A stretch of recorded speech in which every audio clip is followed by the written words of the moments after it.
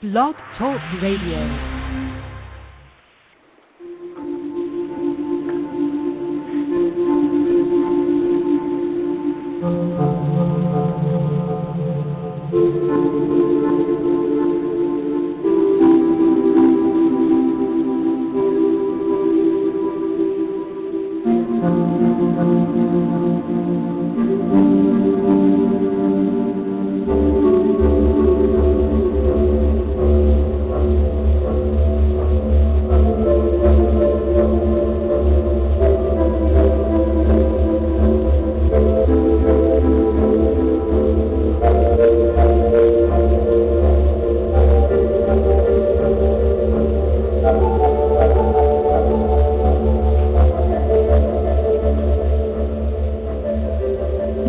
Radio brings you The Haunted Sea with host Scott Mardis.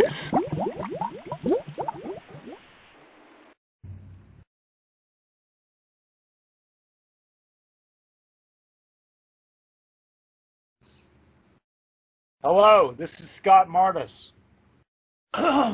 Welcome to a new episode of The Haunted Sea. Today is part one of The Legend of ZUIYO MARU. This is going to be an extended two-part episode where we're going to try to do a real comprehensive overview of the infamous ZUIYO MARU sea monster case from the 1970s. Joining me in this discussion are cryptozoologist Andy McGrath. Hello, Andy. Hey, Scott, how are you? Good. And Karak St. Laurent of Crash Course Cryptozoology. Hello, Karak. Hello, pleasure to be on. Yeah.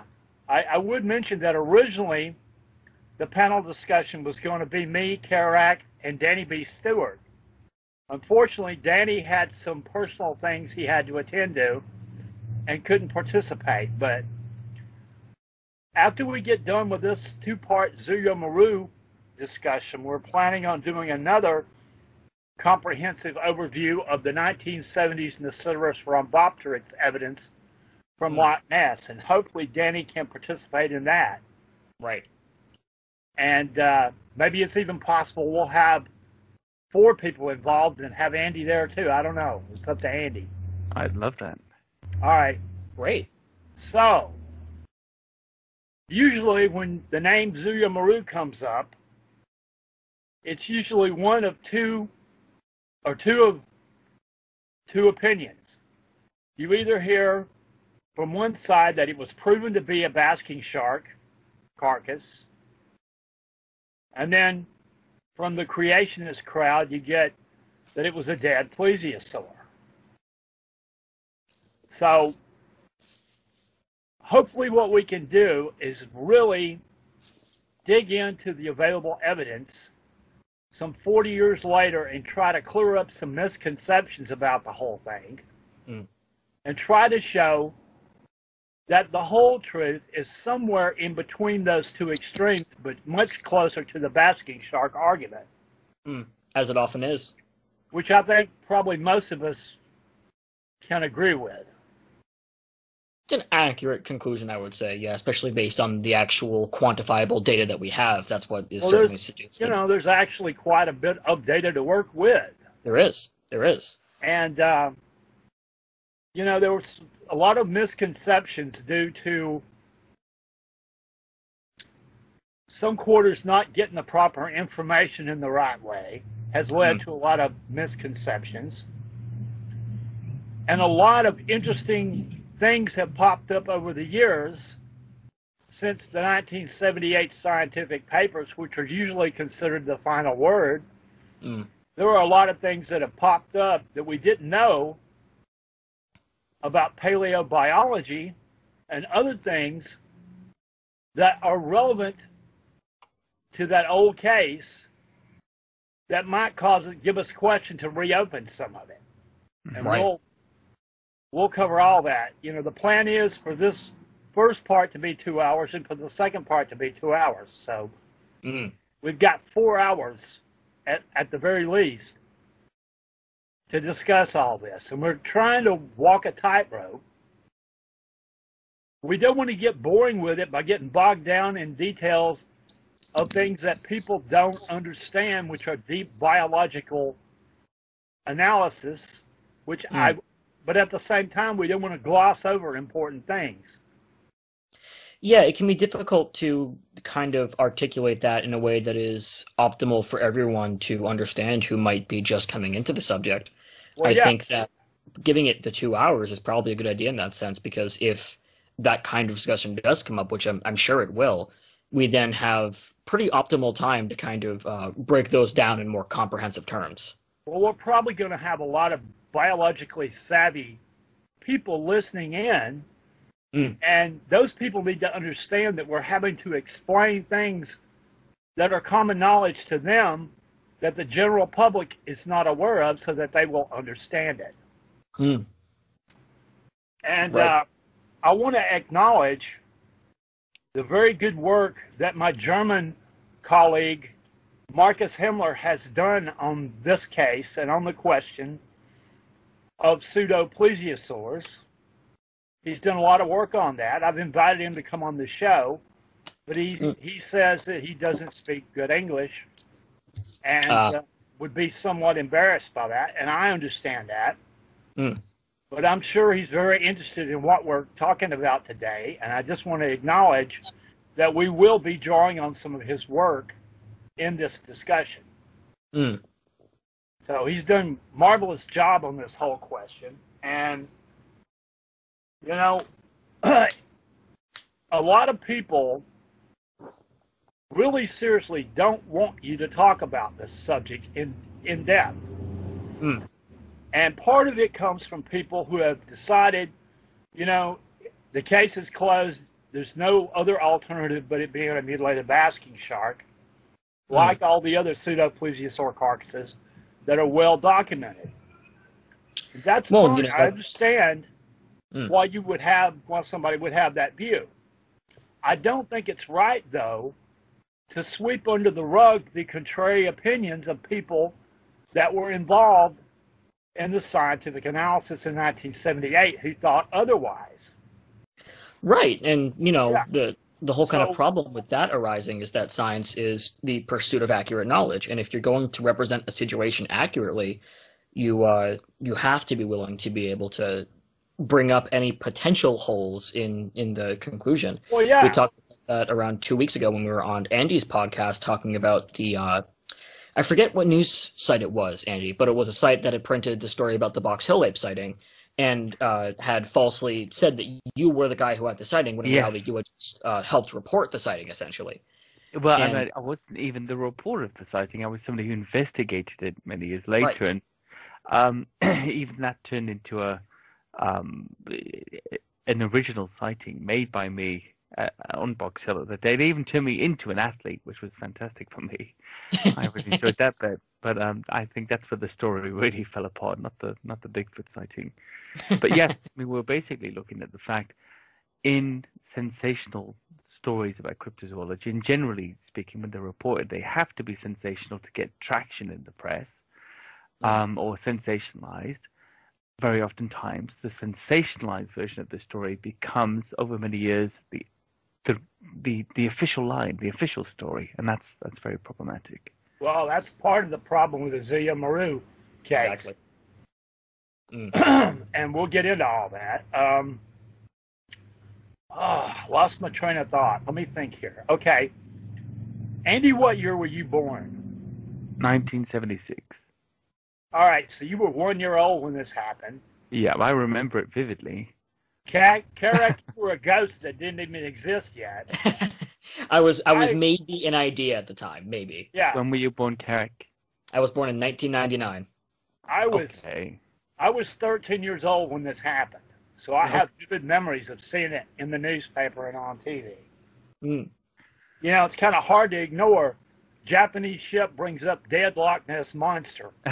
Plastered all over the newspaper for like 5 days at the end of July 1977. So, let me first go back to the original newspaper story that broke this from 1977. So give me a minute here to find this. Go for it. All right. Well, it seems like the 70s were a very interesting time period for sea monster and lake monster inquiry.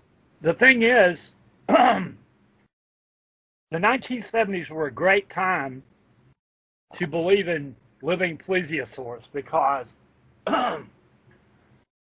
belief in the Loch Ness Monster in 1975 and 76 was at its peak due to the flipper photos and the Ryan's evidence and all that. We'll get into that in the next two-part discussion. Right. It's kind of unfortunate that we're doing this backwards because this ZUIYO MARU thing happened right on the heels of the whole Loch Ness Monster Nociverus rhombopteryx thing. Yeah, it would be rather useful then to kind of get that that prior context. But well, people can always listen to it backwards after they're both done, you know? Right. Well, that and the ZUIYO MARU story is so full of its own details that if you were to forego the Ryan's evidence, it still stands pretty prominently as a very interesting case. So luckily, we don't necessarily need the context. It's just a bit more useful. Well, one confusing thing to me is that why the Nociverus rhombopteryx thing was not mentioned or drawn upon in the scientific discussion about the ZUIYO MARU carcass. That's interesting that it wasn't. I wonder why. So, I've never been able to find, during this whole thing, you had mostly American and English scientists were debating the whole Nociverus rhombopteryx thing.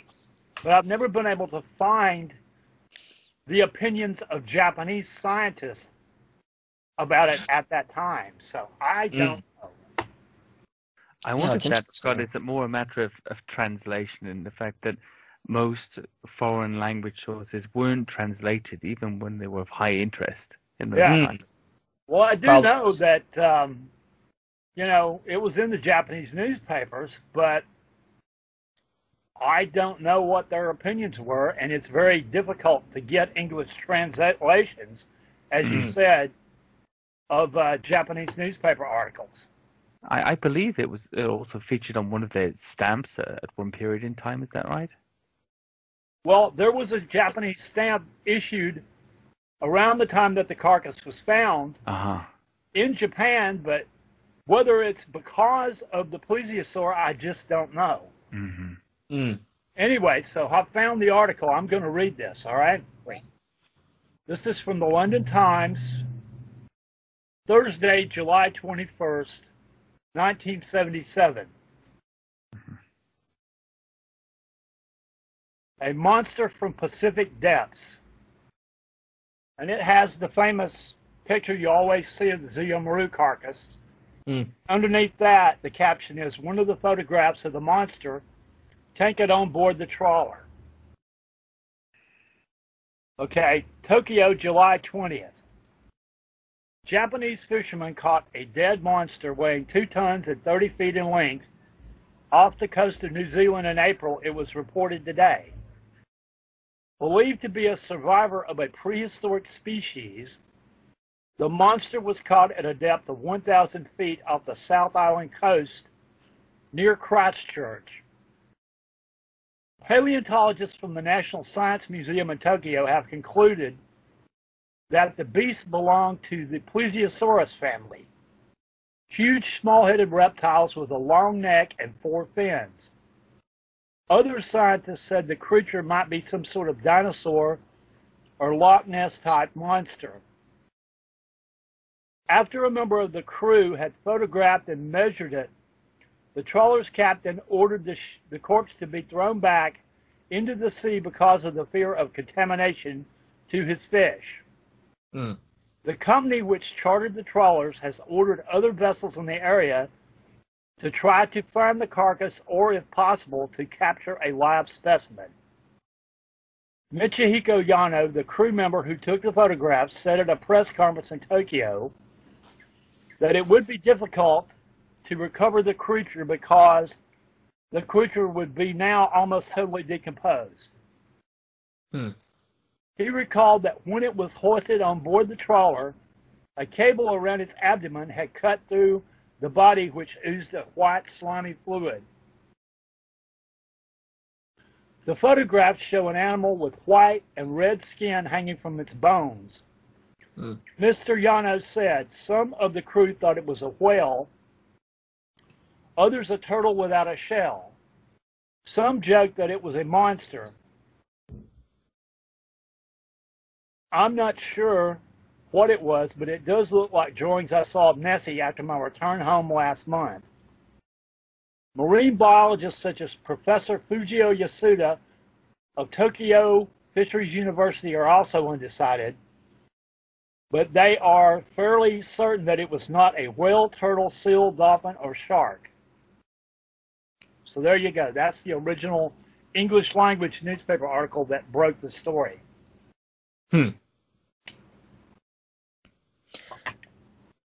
Interesting. Yeah.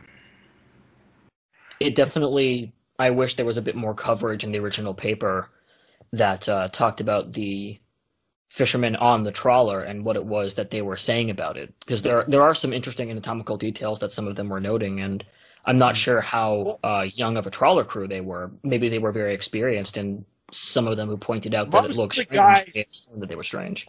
Most of the guys that I've seen pictures of were in their 30s and maybe 40s. So yeah, I'm about to review the events that took place on the trawler. I just got to get the document here. Great. Yeah, I think one of the interesting things about this, Scott and Carrick, as well, is the measurements. Actually, that the flippers were estimated or measured to be 1 meter long, all four of them, and that the vertebrae were quite thick in the spine. That seemed to be quite. I think the head, he said, is 45 centimeters long, a neck 1.5 meters, 4 fins 1 meter each. Well, the body from the head to the base of the tail measured 6 meters. Okay, that's not outside of a basket shark length. Well-developed vertebra, about 45 centimeters long, 15 centimeters thick. That does seem to be slightly strange for a shark. Well, one thing that I'm going to eventually discuss here, which is very interesting, is the fact that a plesiosaur vertebrae, or vertebra, with all the pieces, what do you call them?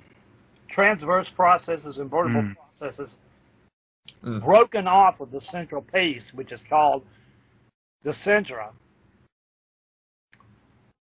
The centra, isolated by itself, looks very much like a basking shark vertebra. Right. Even though it's made out of different types of material, the general shape is very similar. So I will get into that at some point, but here is the forward to the scientific papers from 1978 that goes over the events that took place on the ship. So I'm going to read, this is from the July 1978 scientific papers. Okay. It says, it was in the beginning of last July that Dr. Fujio Yasuda, professor of ichthyology at our university, came to my office and showed me some photographs. As I stared at a strange creature shown in the photographs, I felt it would create a great sensation. The photograph showed the carcass of an animal that had been hauled up on a Japanese trawler, the ZUIYO MARU, 2,455 tons, Captain Akira Tanaka of Taiyo Fishery Company Limited, from a depth of 1,000 feet at latitude 43 degrees 57 degrees south, 170 degrees 80 degrees east, about 30 miles east of Christchurch, New Zealand, on the morning of April 25th, 1977. Mr. Michihiko Yano, an acting section chief of the company then on board, took photographs and made measurements and a sketch of this animal. On Yano's return to the Tokyo headquarters of the ZUIYO Fishery Company, the company requested Dr. Yasuda to identify this unusual animal from the photographs and sketch made by Mr. Yano. Dr. Yasuda pressed forward with the identification work in concert with other scientists in various fields. In the meantime, the ZUIYO Fishery Company disclosed the capture story, presenting the photographs and sketch at a press interview the company held on July 20th. It was before Dr. Yasuda and his collaborators drew any conclusion on the taxonomic position of the animal, but certain circumstances may have obliged the company to release the story. It was not surprising that a few newspapers published very sensational stories in their evening editions of the same day, speculating his identity as a giant shark, plesiosaur, nest-eater, or other monsters. Since then, all newspapers devoting a large space for the animal in their daily issues. Radio and television were no less enthusiastic in dealing with it. Every variety of speculation, each quoting in various ways, comments of scientists circulated all over the country. Under such circumstances, the ZUIYO Fishery Company made an interim report on July 25th using the results of studies of the chemical analysis of the horny fiber of the fin as the main topic. This report was announced by Dr. Yasuda and Dr. Shigeru Kimura, Tokyo University of Fisheries, who assisted in identifying the animal. The conclusion of the interim announcement was that the taxonomic affiliation of the animal could not be determined, though the horny fiber was similar in nature to the fin rays of a group of living animals. However, this similarity was so much emphasized in some newspapers that people appeared unable to distinguish accurate information. It was said that the communication media were hard-pressed with a flood of questions from citizens. What is the true identity of the monster? Question mark. Yeah, so... Yeah, it's such a fascinating case in that sense. It seems like almost immediately it was a concern that this would get sensationalized and that the actual observations wouldn't get properly published. And of course, that seems like that's what happened. Well, you know, as powerful arguments for it being just another mutilated basking shark are, there are also some important things that you can't just gloss over. Now, Fujio Yasuda, the guy that photographed it and measured it, was a trained marine biologist that worked for the ZUIYO Fisheries. Now, in 2006, there was a German documentary produced about the ZUIYO MARU carcass. It's like 90 minutes long, and part of what they did is they went and found Michihiko Yano and interviewed him. This is almost 30 years later. Right. And Marcus Himmler was kind enough to translate the German language interview into English. And 30 years later, Michihiko Yano said, "I don't believe that was a shark." Right. So this is the person that examined it closer than anybody else on the face of the planet. Right. 30 years later, he's still not convinced it's a shark. And that's interesting too, because even if he was, let's say, like maybe he was new to trawling or fishing, he's had 30 years to really look at a shark and determine whether or not what he saw was believably a shark. And of course, that isn't to say that he's necessarily correct. But that's a lot of time to think about what you saw, 30 years. Yeah. And after 30 years, he's at the very least not convinced yet that it was a shark. So that's pretty interesting. Yeah. Well, it's really unfortunate. You know, if they had just simply removed the head or the cranium and some vertebrae and maybe one of the flippers and preserved them somehow and brought it back, I don't think we'd be having this discussion. I believe it would have been conclusively identified as either a mutilated basking shark or something unknown. I absolutely agree. Yeah, You know, unfortunately, that didn't happen. Right. Because they had commercial interests to think about, you know, related to the whole reason that they were there to begin with, which was commercial fishing. And unfortunately, after the fact, you know, they meant to send boats back to find it, and they never found it. There's a newspaper article about the aftermath of that, if you'll let me read that real quick. Of course. Fine, yeah. So, I can hear, I'd find it. I was there's something I was thinking about this whole thing actually, and one of the things was the professionalism and the perceived honesty of the Japanese people. You know, we perceive them perhaps almost stereotypically as a rigid and very honor-based, respectful culture, even now, even in this day and age. And actually, there's something that's very pervasive in Japanese culture, which is the same in many Far Eastern cultures, which is lying to save face, but also lying out of respect to save face for one's superior and not questioning one's superior. I'm wondering if there's some aspect, some angle in here where a senior person on board or a senior scientist, perhaps even the biologist, depending on how they were viewed or what their status was within the crew, made an assertion that was taken up by the newspapers, and later everybody had to roll with it because it would be a dishonor, it would be a disgrace to that person if they didn't. And in ranking or in status, they were above them. And that's something that stayed with me a little bit now. I think they've got something that's called tatame or something like that. I can't remember now.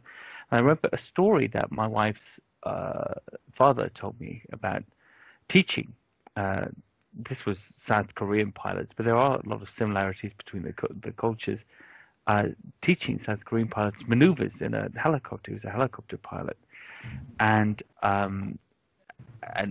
teaching them about a very dangerous maneuver that they were doing that they had to change, and they said that they couldn't change it. They couldn't tell their commander because it would dishonor him because the maneuver was his. And even though it endangered their lives and it was, it had to go, they couldn't let it go simply because to do so would dishonor him and make him lose face. That is so interesting. That is so interesting. I'm sure Japanese culture probably had some influence on what happened. You know, at least from the public end of it. So, anyway, here's the article from the Washington Post, July 22nd, 1977. Fishing firm embarrassed by big one it threw away. Tokyo, July 21st. Zoologists studied a fragment of skin, a handful of bones. Owners of the Japanese trawler that hauled a strange monster from the sea in April were trying to save a bit of face today. The captain of the fishing ship ordered the carcass of the sea creature dumped overboard for fear that it might pollute his catch, but now that pictures of the beast have been made public, the Taiyo Fishery Company, which owns the ship, has learned that a smelly plesiosaurus or whatever is worth more than a whole fleet load of fresh tuna. Officials have ordered other ships owned by the company to recover the carcass if they get a chance to, but their hopes were slight because almost 3 months had passed since the catch was made by the trawler ZUIYO MARU about 30 miles east of Christchurch, New Zealand. Soviet vessels were reported heading toward the area to join the hunt. Pictures taken aboard the ZUIYO MARU showed a reptilian creature about 32 feet long with 4 flippers and a long neck and tail. Michihiko Yano, the Taiyo official who took the pictures, estimated the beast had been dead for about a month. Although the internal organs were missing, some flesh remained. The ship reportedly brought samples of the flesh and bones back to Japan, and scientists were said to be studying these. Some have suggested that the creature may have been a plesiosaurus, a presumably extinct reptile that flourished 100 million years ago in the seas off eastern Australia, among other places. You know, that's kind of one of the miracles of this case, really, I think, because you mentioned that, you know, we wouldn't be having this discussion, or we wouldn't have to have this discussion, I should say, if more of the animal had been saved. But we also, I think, really need to recognize how much of a miracle it is that we can have this discussion without any major impediments because of the fact that there were some samples taken back. I mean, in most cases like this, you don't have samples to work with, I think. Well, not at that point in time. Now, one thing that's very important to understand, in 1977, the type of DNA technology that can be used today to identify an animal from a DNA sample did not exist. Right. The best they had to work with was comparative biochemistry. Right. And even that was somewhat of a primitive state compared to what it is today. Yeah, exactly. So the only biological way they had to identify this animal was to compare the fibers that were cut from one of the fins or flippers with samples from other animals to see how closely it resembled them. My biggest criticism of the biochemistry analysis is that too limited a set of control data were used. They fixated on the shark idea and didn't look around to see, well, do reptiles have these kind of fibers? Right. Lo and behold, it turns out that sea turtles have a sac of fibers that goes around the bones of their flippers, in their flippers. Now, I've tried to find out if these flippers were collagen or what they were, if they were cartilage or what exactly they are, but they are a sac made of fibers. And we know now from exceptionally well-preserved fossils that plesiosaurs and ichthyosaurs had fibers around their flipper bones too. And you know, we don't have chemical information from those fibers yet, but it's still, you know, interesting. And the argument is that the fibers pulled from the carcass were of a specialized type of collagen called the elastoidin, which are not just regular collagen fibers, but are collagen fibers that are bonded with molecules of the amino acid tyrosine. They're a specialized type of collagen that are normally only found in the fins of sharks and bony fishes. Right. So the argument that the fibers from the carcass were elastoidin fibers gave a lot of strength to the idea that the carcass was a shark, which we'll get into all that eventually. But I need to take a short break just to catch my breath here for a minute. So I'm going to pause the recording. Sure. Go for it. Thank you.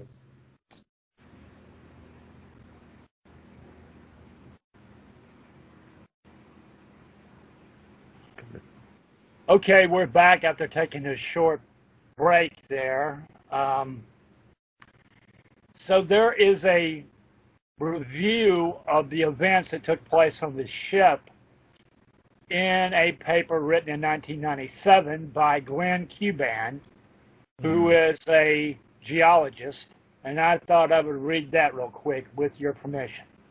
Absolutely. All right. Hang on.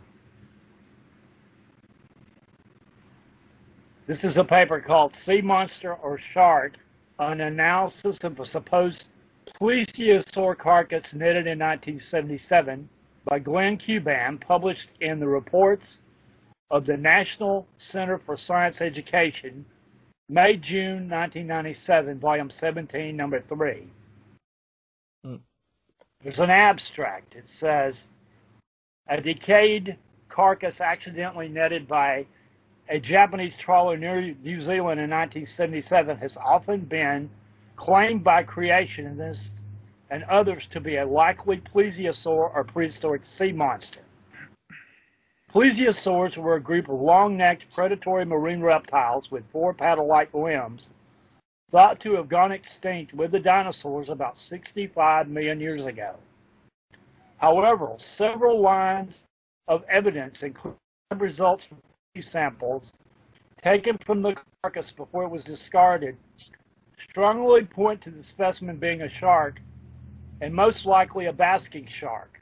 This should not be surprising since basking sharks are known to decompose into pseudo-plesiosaur forms, and their carcasses have been mistaken for sea monsters many times in the past.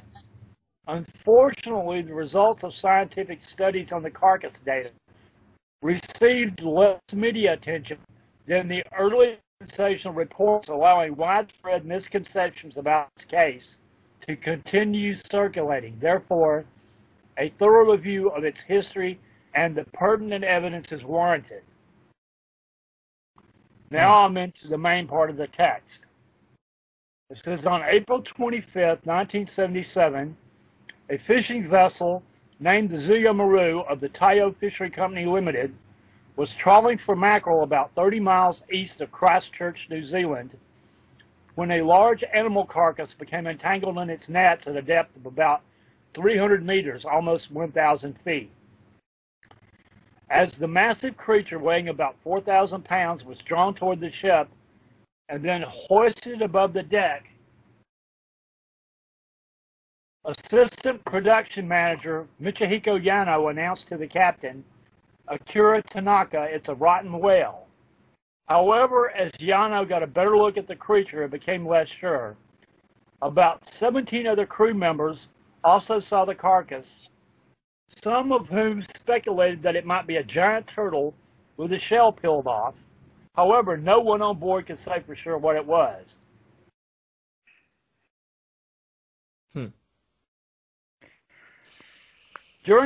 Despite the possible scientific significance of the find, the captain and the crew agreed that the foul-smelling corpse should be thrown overboard to avoid spoiling the fish catch. However, as the slimy carcass was being maneuvered over the ship in preparation for disposal, it slipped from its ropes and fell suddenly onto the deck.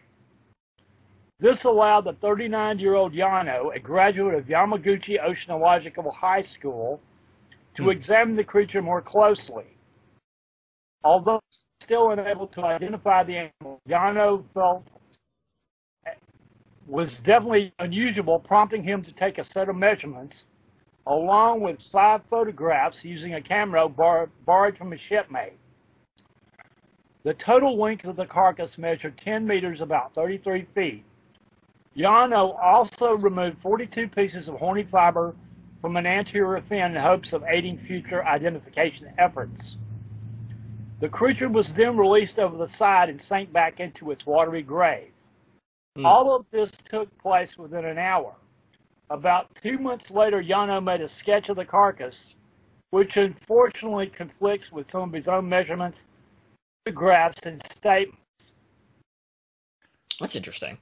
Yeah, I'll get into that too. When Yano returned to Japan on a different boat on June 10, 1977, he promptly had his photos developed in the fishery's darkroom.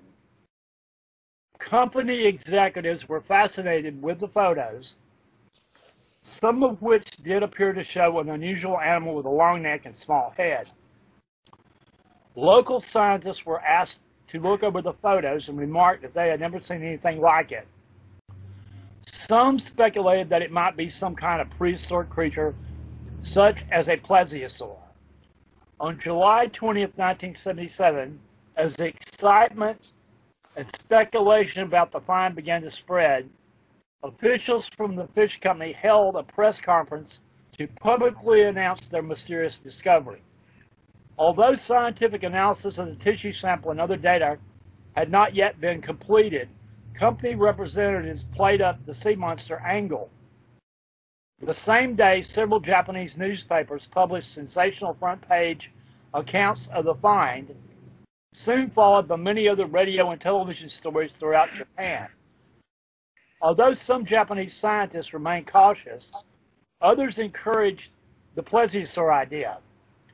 Professor Yasunori Imazumi, director of animal research at Tokyo National Science, quoted Asahi Shimbun as saying, "It's not a fish, whale, or any other mammal. It's a reptile, and the sketch looks very like a plesiosaur.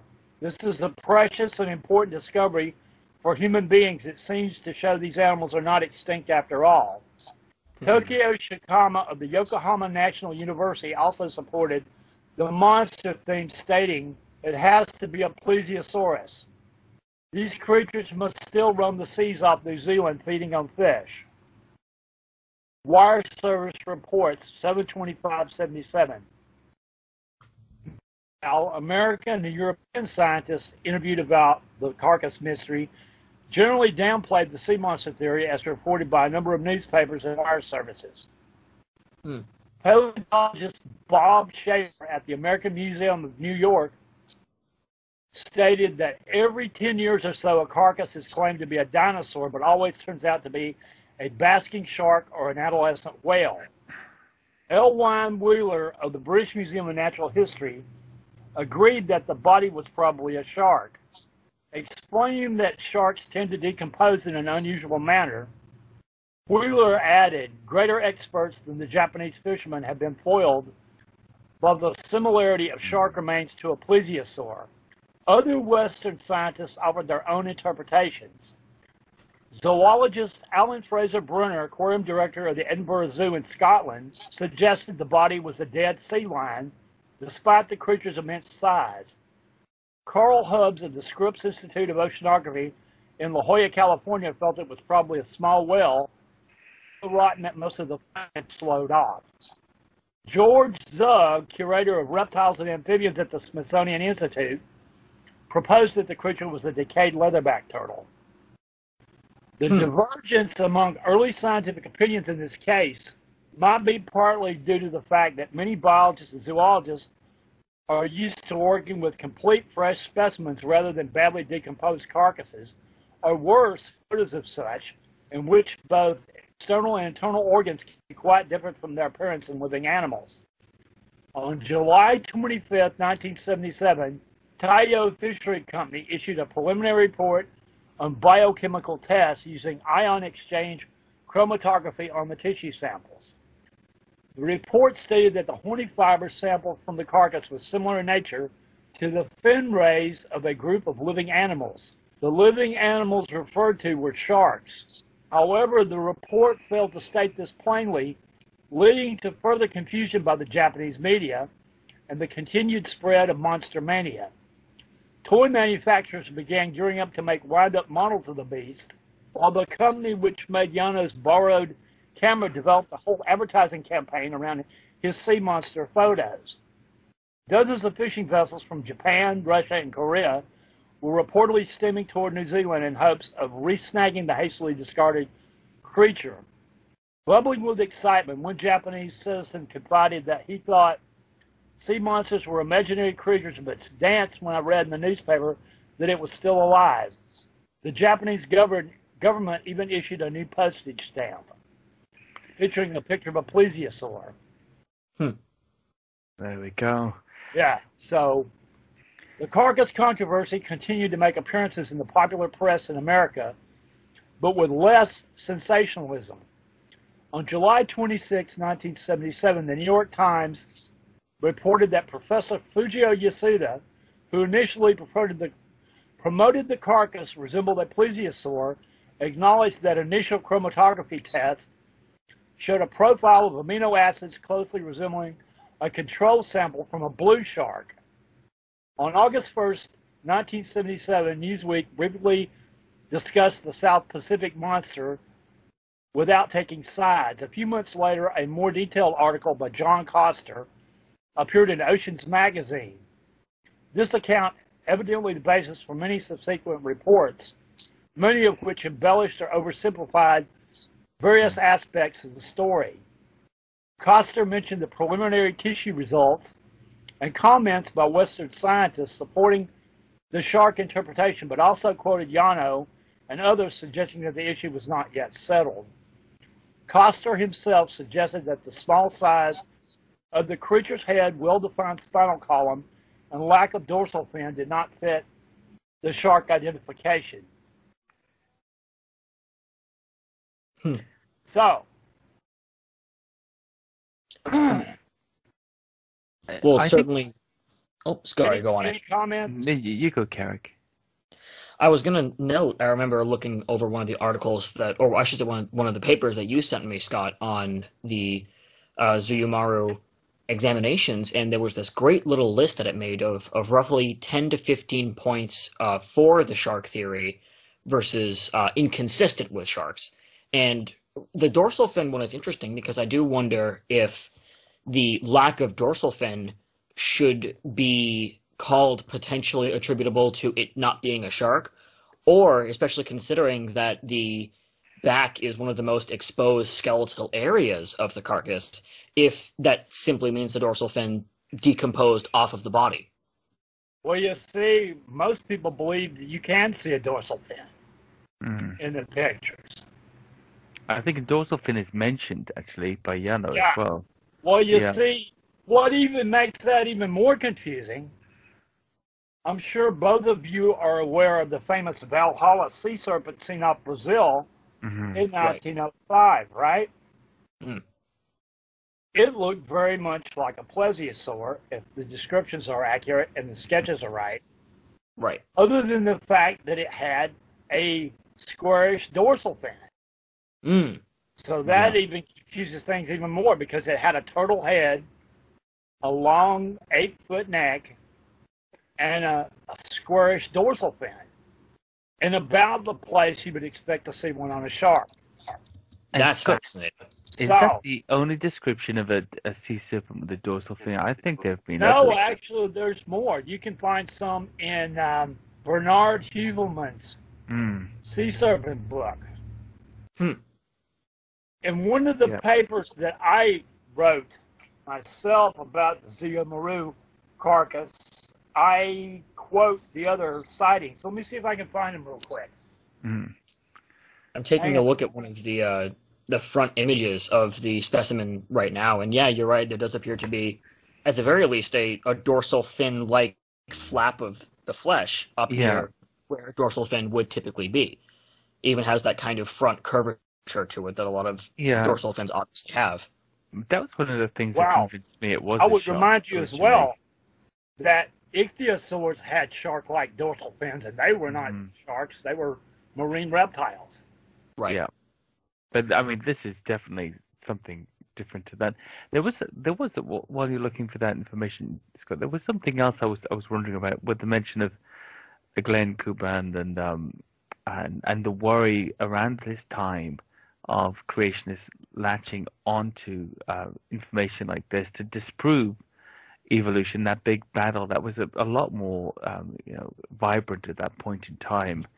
Whether a lot of the discreditation by regular scientists who would be materialists by nature was to do with that essentially. And I think obviously you mentioned this, Scott. I know Kuban has mentioned this too, and I've thought this for a long time, that actually a living dinosaur would not disprove evolution in any sense at all. The only thing that would really disprove evolution is a topsy-turvy fossil. Humans right down there with the dinosaurs. You go somewhere and you find unambiguous evidence of a trilobite in the mouth of a woolly mammoth. Yeah. Or that would mess up the timelines altogether. Yeah. Or the skeletal remains, fossilized remains of a human inside a T-Rex. Something like that. Exactly. There we are. Yeah. But a living plesiosaur wouldn't do that in the same way as a coelacanth didn't do it. It's just a survivor. I was going to say you've got the coelacanth. But I'm not sure if that was the situation back then. I think in that time period it was very possible that fight was perceived to be to be a winning move, a checkmate, so to speak. And I wonder if some of the disparaging remarks you see from some of the Western scientists, oh, it's just a sea lion, it's just this, it's just that. We see that a lot with Loch Ness sometimes, where actually the alternative to what people are describing is even more far-fetched, a giant turtle, something we've never experienced before, a seal of 35 feet in length, decaying. Things that don't really make sense. The shark theory makes sense, but there are still a few aspects that don't make sense. Part of the problem is that the general media dropped the ball, not bringing it into the context of the other pseudo-plesiosaur carcasses, which were well documented, that had been found before in other places, starting with the Strontia beast. Which we'll get into all that, I'm just now I'm trying to set up the basic what happened on board the boat. That's because they only had it on the boat for less than an hour. And there's the other aspect. All the direct evidence related to the carcass was gathered and took place in that hour. Exactly. All the relevant things specific to that case. Right, and then of course the just to some degree the mishandling of the analysis that ended up occurring. Yeah, well, the 1978 papers are for the most part really well done, and the people that are insistent that it was a basking shark love to quote from those papers, except for the parts of the papers that contradict the basking shark idea. Right, which again is highlighted so greatly in that. I mean, it's there in the final 1978 papers. There were still doubters, and that's the part of the story that to me is so important, that needs to be brought back out into the light and say, well, wait a minute here. Everybody was not convinced it was a basking shark. Right. That is the truth. Most people were, but not everybody. And the people that those people were saying that it wasn't a basking shark were trained paleontologists and marine biologists. Right. So you can't just ignore what they were saying or just go, I don't like what they're saying, they're just wrong. Okay, why are they wrong? That's what needs to be discussed here.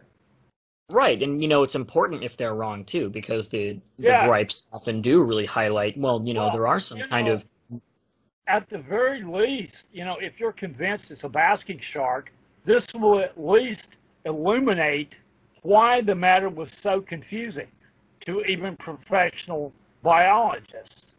At the very maybe that'll help. It's worthwhile to discuss for that aspect, So right, maybe that will help expand our understanding of why basking sharks get mistaken for this thing. A bit more often than other specimens do. Maybe it goes a bit further than what we know about them currently, and if that expands, that means that if it is totally, definitely a basking shark, that's fine. Maybe that will help us prevent this same potential misidentification further in the future if it becomes a bit more common knowledge. That's why molecular science is so important to this whole question. Because regardless of what it looks like, you can take a tissue sample and subject that to biochemical analysis or DNA analysis and get a solid answer, most likely. Something I don't know, actually, Scott, do the samples still exist? Well, that's an interesting question. There is possibly one piece left in a museum in Japan. And I'll give you that information right now if you just let me dig it up. Hang on. Sure. At least it was there 20 years ago, so. And I was really surprised to find this. Yeah, that would be great to have some more modern DNA testing done on that. Yeah. Well, if this piece of one of the fibers is left at this museum in Japan, that can be done. Okay, this is from a blog from 1996. It's a blog called PaleoNet. and the date was March 5th, 1996. Read Japanese plesiosaur from Katsumi Abe.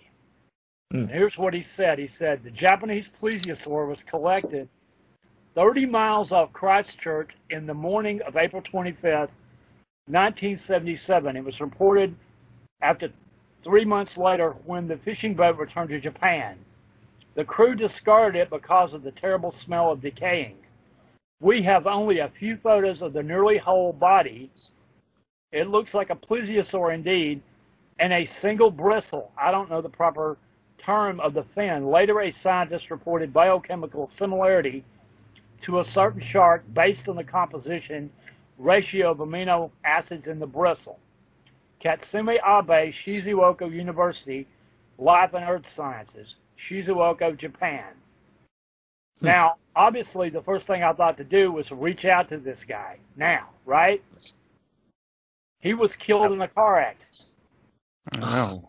Yeah, unfortunately, but this is what I found later on. It says, the co-author, Dr. Katsumi Abe, was killed in a tragic road accident while driving home from a seminar on 23rd August 1998. Beyond the high level of his scientific attainment, including mystery and the video recording of unrestricted tiny animals, his colleagues remember a sincere, open personality and a loving devotion to his family.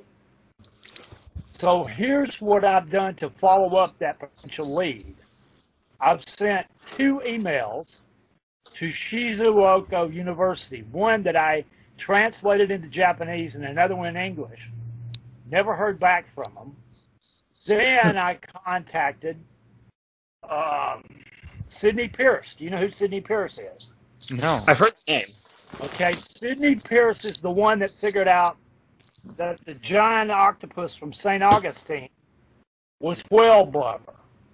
Oh, interesting. And he's down the road. He's up in Tampa. So I contacted him, and he was not interested in pursuing it. He said he was retired anyway.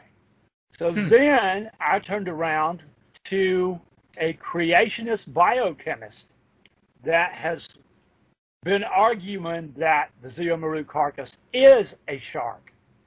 So he's pushing back against the idea that it's a plesiosaur. Right. He is a creationist. His name is Pierre Julstrom, and he's written several articles arguing that the ZUIYO MARU carcass was a mutilated basking shark. And he seemed interested in trying to pursue this, but didn't have the money to pay for the biochemical analysis. So I've struck a dead end. I have not been able to confirm if that fiber is still at Shizuoka University. However, it is possible to retrieve a DNA signature from one of these elastoidin fibers because I found a paper on it. Great. So if there is one fiber left and it's not too contaminated or deteriorated, we might be able to get an answer out of that one fiber. I mean, that would be amazing. So that would be a question of finding it. I think as cryptozoologists or whatever it is that we're called these days, this is always the big problem. You know, it is essentially a genre without money in it, and those involved in it are self-made and rarely rich amateurs. And I think these things always Can you see how desperate I am? We've got the possibility that one fiber was left in a university 25 years ago. It would be amazing. So the last information that we had that it was there is from 25 years ago, and the guy that said it was there is dead. Right. So I'm like, somebody shoot me, And then, of course, you'd test it, and it would be spoiled, but at least you would have had the chance. And I think that's in the original 1978 biochemical analysis because of the chemical preservative that it was put on aboard the ship. It was put in a preservative called sodium hypochlorite, which is apparently some kind of bleach. Okay. And they had to do the test twice to double check it by taking basking shark fibers and treating them with the same chemical and then redoing the test. Oh, really? And they got the same results? This is in the 1978 basking shark biochemical analysis, so there's even questions there. I mean, yeah, there's actually a maybe not much, but there is a little bit of wiggle room there, you know? Yeah, there's a diagram here in one of the papers, a graph, I should say, for 4 different chemical traces, and this was, I believe, this is after the treatment by sodium hypochlorite, and we see that the comparison between the fibers taken from the carcass and the elastoidins of a basking shark sample are they're vastly different in the 3rd, 2nd, and 4th chemicals. And it's been suggested that that's because of the sodium hypochlorite, but as far as I know, there was not a sufficient control test for that afterwards. Well, you know, the only fibers that the ZUIYO MARU flipper fibers were compared with, to my knowledge, were the elastoidin fibers from a blue shark, the first test, and then fibers from a basking shark. Yeah, I believe. So what I'm saying is that there was a very limited set of control data used to test those fibers. Yeah, and it's unfortunate too, because I mean, you know, with such a kind of decomposed carcass, it's not exactly up in the air for everything what it could be, but there's a few specimens that you could kind of look to, and only looking to 2 of them isn't exactly the best way to go about them, let alone to not follow up afterwards. The people that are arguing that it was a basking shark are not only pointing to the biochemical analysis, they're also pointing to the great resemblance of the carcass to other known basking shark carcasses that look like plesiosaurs have been found in the past. Yes.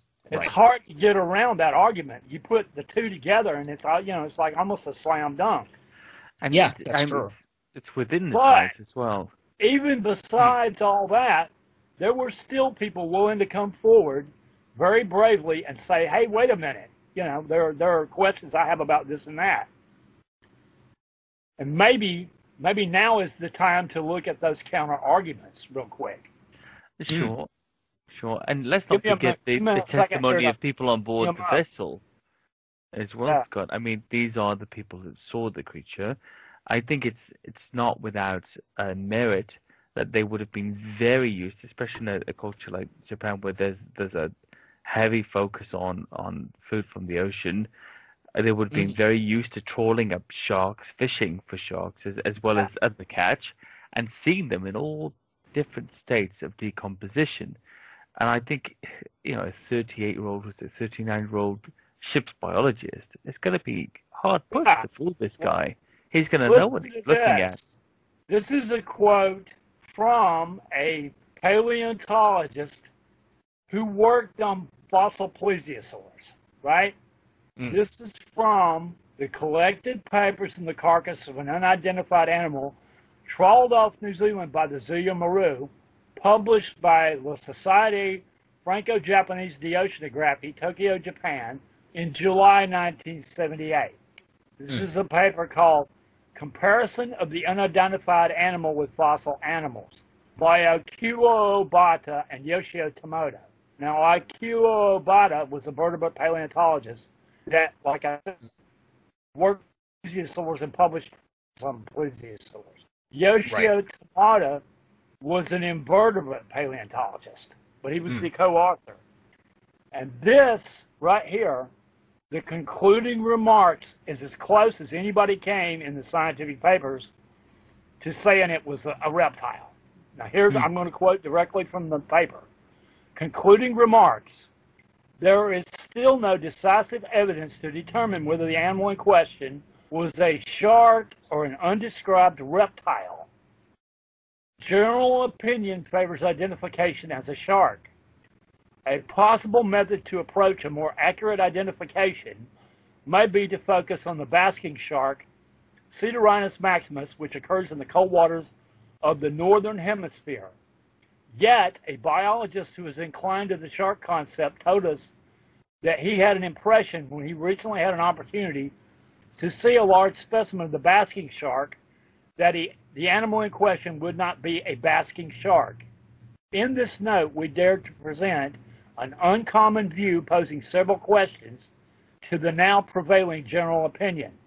After all, whether the animal belongs to a group of sharks or whether it is a marine reptile, we do not know any genera or species which agree with it. Now, I'm sorry, that's from the final 1978 papers, and that sounds like, to me, a million miles away from it being proven to be a basking shark, in these guys' opinion.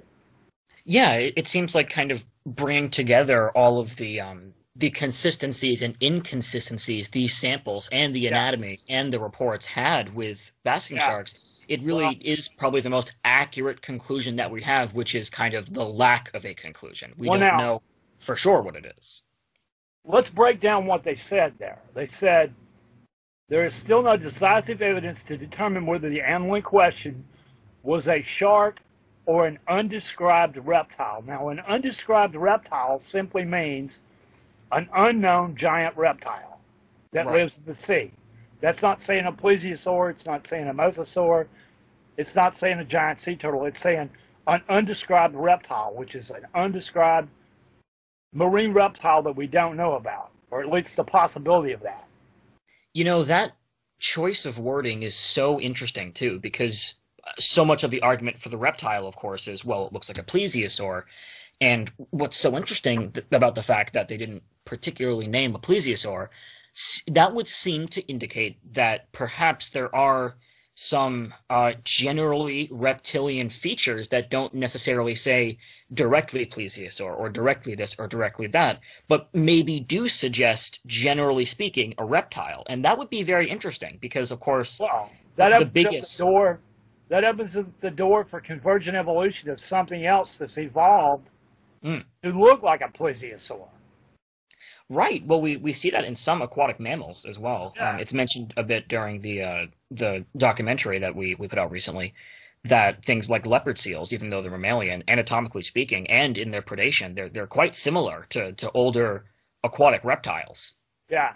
Well, now, see, the full paper that I just quoted from, there's a detailed analysis comparing the body proportions of the animal as recorded by Michihiko Yano, compared with the body proportions of known fossil plesiosaurs and even known fossil mosasaurs.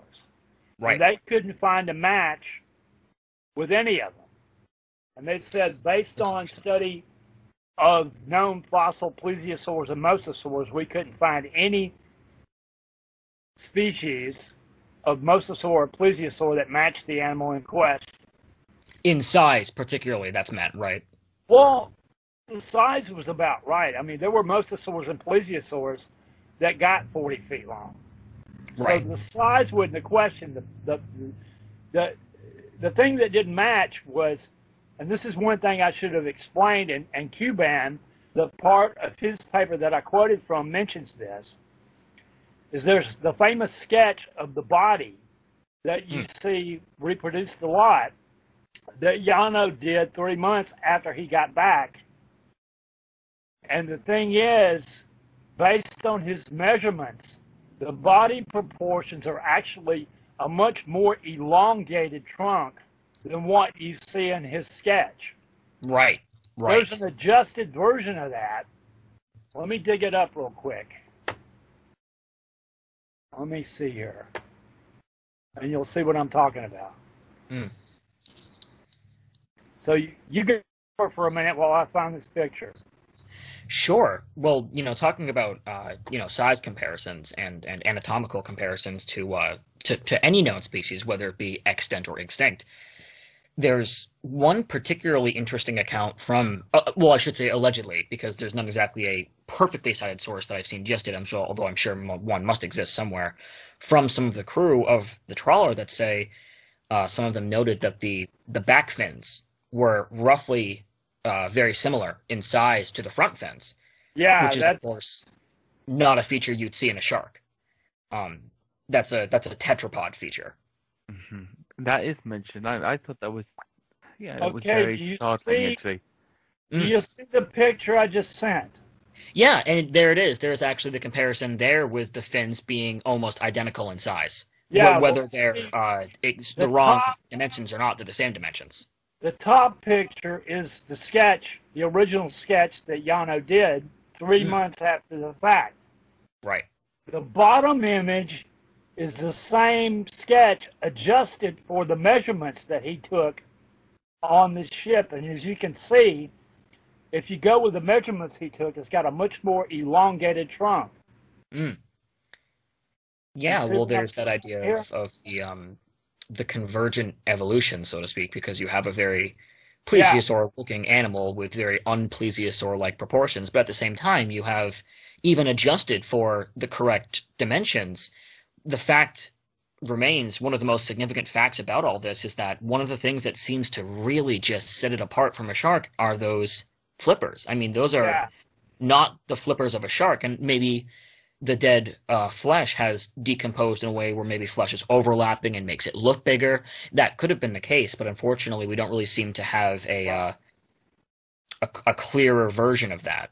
The elongation of the body and the position of the back flippers figures really strongly into the other assertions that it was not a basking shark, which I will explain eventually. Mm. But looking at the adjusted image on the bottom there, getting back to the paper by Obata and Tomoda, they compared the readjusted body proportions with those of known fossil plesiosaurs and known fossil mosasaurs. Mm. So what their conclusion was is that the body was too elongated to be any kind of known fossil plesiosaur. There's no type of plesiosaur that we know from the fossil record that has a body that elongated in the middle. Right. All right, now going to mosasaurs, there are bodies that elongated, but they don't have the long neck like a plesiosaur. Mm. So based on those two arguments, they said, well, we can't match it with any known type of fossil plesiosaur or mosasaur, so we think we can rule out it being a known type of plesiosaur or mosasaur. Mm. However, now quantifying that, we have to say that they're working with fossils of animals that lived 65, 66 million years ago. Right. That's not taking into account what could have happened in an additional 65 or 66 million years to either a mosasaur or a plesiosaur. It's right. going against the trends that we know about plesiosaur evolution, but it's not impossible. Right. Well, we all mentioned the coelacanth earlier, and the interesting thing about the modern coelacanth is that they're actually quite larger than their prehistoric ancestors were, and they were in a relatively contained spot in the world for evolution. So if you had something maybe that had more range, like an open sea plesiosaur or plesiosaur-like animal, maybe you'd actually have room not just for size adjustment, but for anatomical adjustment too. Yeah. But now, I think it's important remembering...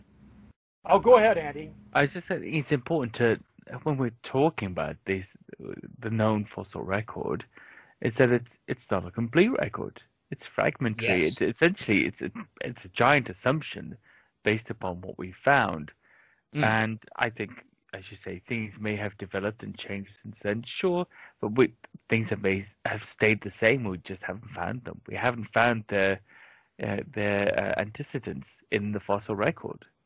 Yeah. Well, yeah, exactly. You often hear the argument that, well, if plesiosaurs or mosasaurs had survived beyond the KT event, we'd find the remains. Well, they do find the remains, but they're fragmentary, and because they're so probable, let's say they're reworked. Oh, yeah, we got reworked out of its original fossil deposits, but it's actually from the Mesozoic. So There's a lot of goalposts moving there too. So There's so much goalpost moving, and I think in every genre in which we inhabit, we just have to remember yeah, that careers are based upon it, and careers are based upon paradigms, and you have to. yeah, And there's been so many examples of paradigm shifting when eventually people look and say, actually, no, we don't believe that anymore.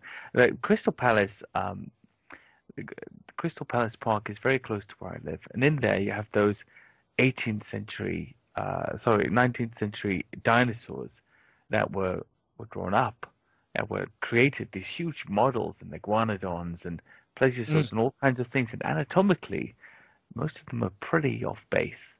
yeah. But that's the best that they knew around about that time. Those were the Back reconstructions. then, they thought together. ichthyosaurs didn't have dorsal fins or tail flukes and were amphibious. Yep, yep. Amphibious, that's So right. that And they're information depicted didn't as come such. to light till the 1890s. That's right. So, you know, we've learned a lot about plesiosaurs, ichthyosaurs, and mosasaurs in the 40 years since that carcass was discovered. So a lot of that stuff has relevance to reanalyzing the ZUIYO MARU case, because now they know that a lot of these Mesozoic marine reptiles were a lot fishier than we assumed they were.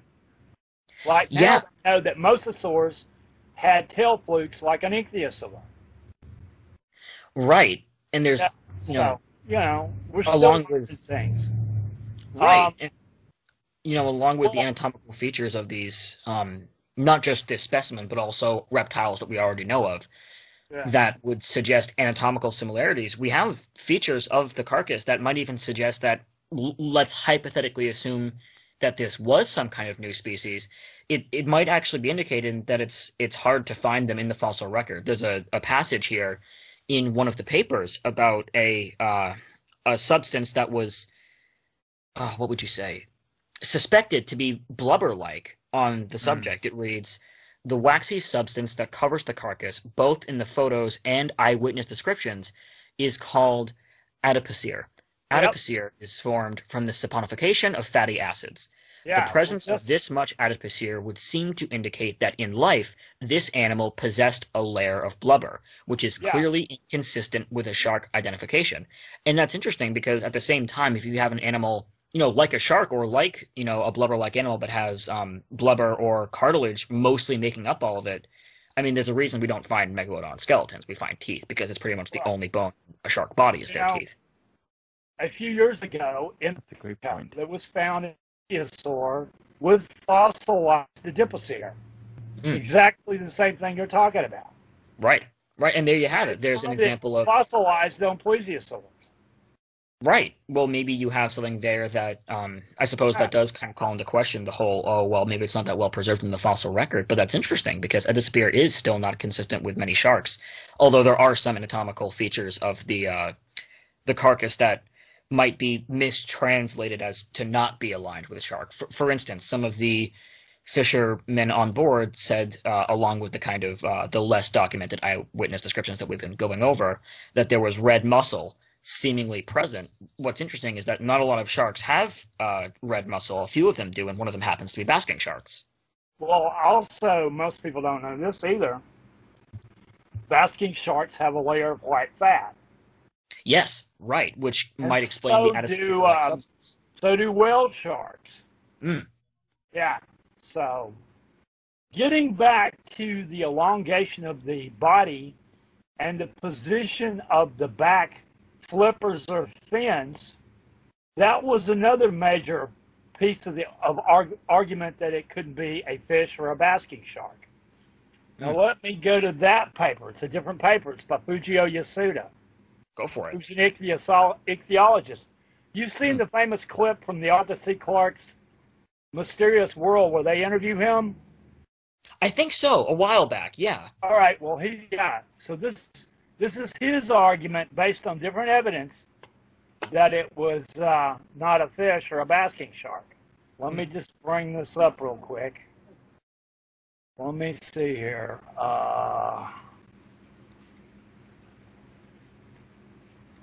All right. This is from the collected papers. It's a paper called Comparison of the Unidentified Animal with Fishes by Fujio Yasuda and Yasuhiko Taki. It says, on the assumption that there was a pair of large posterior limbs or fins, the animal had an extraordinarily long trunk. In no known fish species attaining a large size is the trunk so elongate. If the animal were a fish and had ordinary body proportions, a fin situated in such a posterior part of the body could not be but the lower lobe of the caudal fin. Further, if it was a fish, there should be a pair of pelvic fins in the case of figure 1b and one or more dorsal or anal fins, figure 1c and 1d. The enormous size of the body and the structure of the vertebrae and of the anterior limbs or fins, among others, clearly indicate the animal is not a bony fish. When the affiliation of the animal is looked for in fishes, it must be done in sharks. Assuming that the unidentified is a shark, the body plans as in figure 1a and b are impossible. Some sharks, such as the frilled shark, Chlamydosalacus anguinus, have a small head and backward position large pelvic fins as in the unidentified animal, and no dorsal fin in the anterior and middle parts of the body. However, their body size is far smaller than that of the unidentified animal, and their pelvic fins are in a more advanced position. The basking shark, Cedronus maximus, and the whale shark, Rhicodon typus, are known to attain lengths of more than 10 meters. However, the former species has a larger head than in the animal under study, a large anterior dorsal fin in the middle of the trunk midway between the pectoral and pelvic fins, a posterior dorsal fin, an anal fin, and pelvic fins in more advanced position than in the unidentified animal. The latter species has the same number of fins and a large first dorsal fin situated in the posterior half of the body. In order to be concluded that the unidentified animal is a basking shark or a whale shark, we must then assume that, one, while the pectoral fins and lower lobe of the caudal fin had remained attached to the body, the two dorsal fins, pelvic fins, anal fin, and upper lobe of the caudal fin had all been lost or otherwise overlooked by the observers. Two, anterior parts of the skull had been lost. And three, Michihiko Yano counted by mistake a single lobe of a fin as two. We consider it difficult to arrive at a conclusion based on so many assumptions. Incorporating all these observations, we are not able to find any known living fish species which agree with the unidentified animal trawled off New Zealand. If it is a species of shark, it may represent a species unknown to science. Now there's an interesting idea. Yeah. So. And that might make the, the amino acid testing a bit more actually accurate. Maybe we're not looking at a mistake, but maybe we're looking at something that is characteristic of some kind of shark or offshoot of basking shark that we're not yet aware of, something that has very similar chemical traces, but are just different enough to make it distinct. When you're trying to argue that it could be an unknown animal, it's much easier to argue that it could be an unknown shark than an unknown reptile. The skeptics seem to find that a lot more palatable, It's just... Oh, sorry, go on. No, sorry. I just listening in, and it's so interesting, and looking at all of the evidence, and really the back and forth. The entire thing is it's kind of like it's a character witness situation.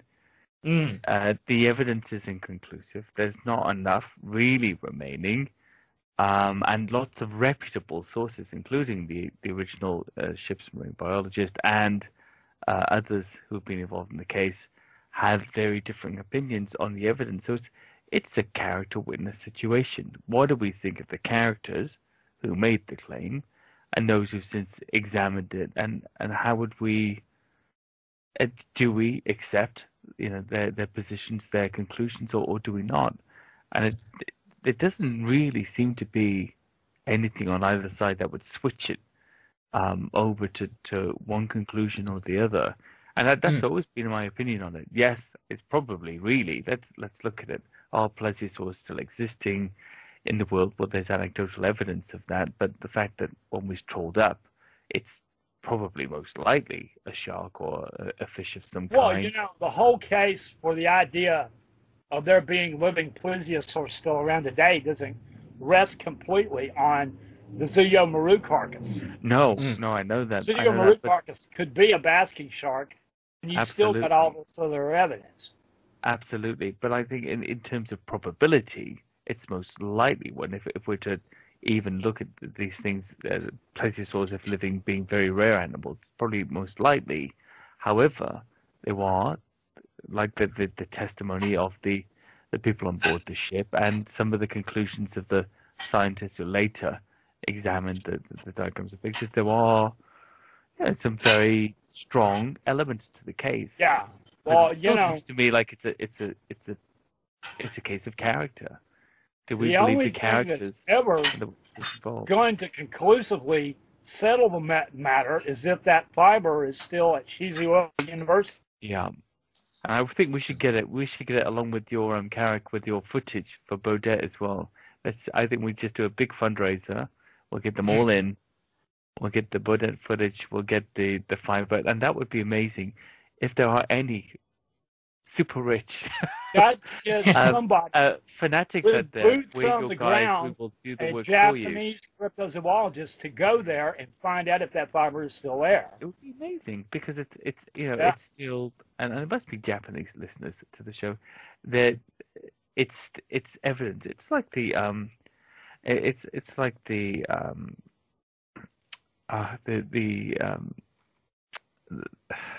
it's almost exactly the same as what happened on Orkney. Only there are different elements to that story. Different elements to that story because essentially in Orkney there were some remains. I think there still are in one of the museums. But the creature was the Strontibeast. But the creature was 55 feet in length, with part of the tail missing. So it's above. Yep. It's beyond the dimensions, even with the tail missing, of the largest known basking shark. So what could that be? At least that's, to me, the most outstanding part of that story. There was a marine biologist that wanted to do tests nowadays, and because the samples that are left of the Strontibeast are in such poor shape, the museum would not let her get samples to retest. Yes. And her idea was that there was the possibility that the Strontibeast could be an unknown type of shark that only resembled a basking shark, which is getting back to the idea we were just discussing relative to ZUIYO MARU. Again, I think that's more likely. There was also other weird aspects about the Strontibeast, that it was described as having a fibrous spine that almost shimmered or glowed in the dark when it was brushed. Well, that was probably muscle fibers breaking down. That would make sense. That's one thing overlooked a bit when talking about, I think, the similarities between these samples and sharks is there's not just a lot of things that we don't know about what would potentially be an unknown reptile or unknown large fish of some kind, but there's some things that are kind of missed in the analysis of whether or not it could be a shark. Like mentioned before, there's the whole, there was red mussel argument, and most people might say like, sharks don't have red mussel. Well, it turns out the most relevant sharks in the case actually do have some red mussel, and also have white tissue, like you mentioned, fatty tissue, and I think more than anything, the confusion around the ZUIYO MARU case is really, what would you say, exemplary, or I think that's the word, for just a mishandled case, because there's a lot of confirmation bias going into a lot of the more amateur examination. There's a lot of ignoring done of points on both sides through that, and obviously that doesn't help paint a very accurate image of what we actually know about this carcass. And on top of all of that, the fact that we just really don't look into this sort of thing very often now. I mean, most people who know about the ZUIYO MARU case have no idea about the chemical study that really, I mean, it doesn't match up very well. And there's plenty of reasons that are completely reasonable in the ways of sharks for why that might be the case. But it's still significant, what you've Scott, for us to actually mention that. A lot of the misconceptions that have snowballed over the last 40 years have led to a lot of these polarized opinions. And obviously, both sides that are screaming plesiosaur and basking shark can't definitely be right. You know. Well, that's the whole point. You know, there's no way to know what's correct. And you might say, oh, well, that's the conclusion. And really, more so, that's the call to action to try and actually test more for a conclusion. Yeah. I mean, well, it's... You know, the sort of molecular technology we're working with today is advanced way beyond what it was 40 years ago. So now we can do things like Loch Ness environmental DNA studies and DNA studies on reputed relic hominoid hairs and all kinds of stuff that we couldn't do 40, 50 years ago, you know. So if this happens again, and it has happened again, at least with pseudoplesiosaurs, they have done DNA tests on some of these more recent pseudoplesiosaur carcasses and confirmed that they were basking shark carcasses. And that's interesting, that lots of the modern examples of what we see as carcasses and washups are quickly eliminated from this category due to the availability of very effective testing. Do you mind if we break for today and pick this up in a couple of days? Sure, absolutely. It's almost we're about 90 minutes. I figured maybe we'll do another hour. Yeah. 2.5 hours will be the first part. That sounds fantastic. Great. Yeah. That's great. And then I've enjoyed come back for part 2 and do another 2.5 hours, and that's 5 hours. I mean, if we ain't beat it to death at that point, then we got problems. Absolutely agreed. All right. I think, by the way, Scott, before we got, I think it was Dr. Yvonne Simpson. She was the yes. She was the scientist that I think she tried to get in 2012, but it was. And she was working with Jeff Swinney. Oh, was she? Yeah, and he's a British or Scottish ichthyologist, I think, at the University of Edinburgh. And he's done a lot of work on the pseudoplesiosaurs as well. All right, I'm going to stop recording now, okay? Yeah, okay. Yeah.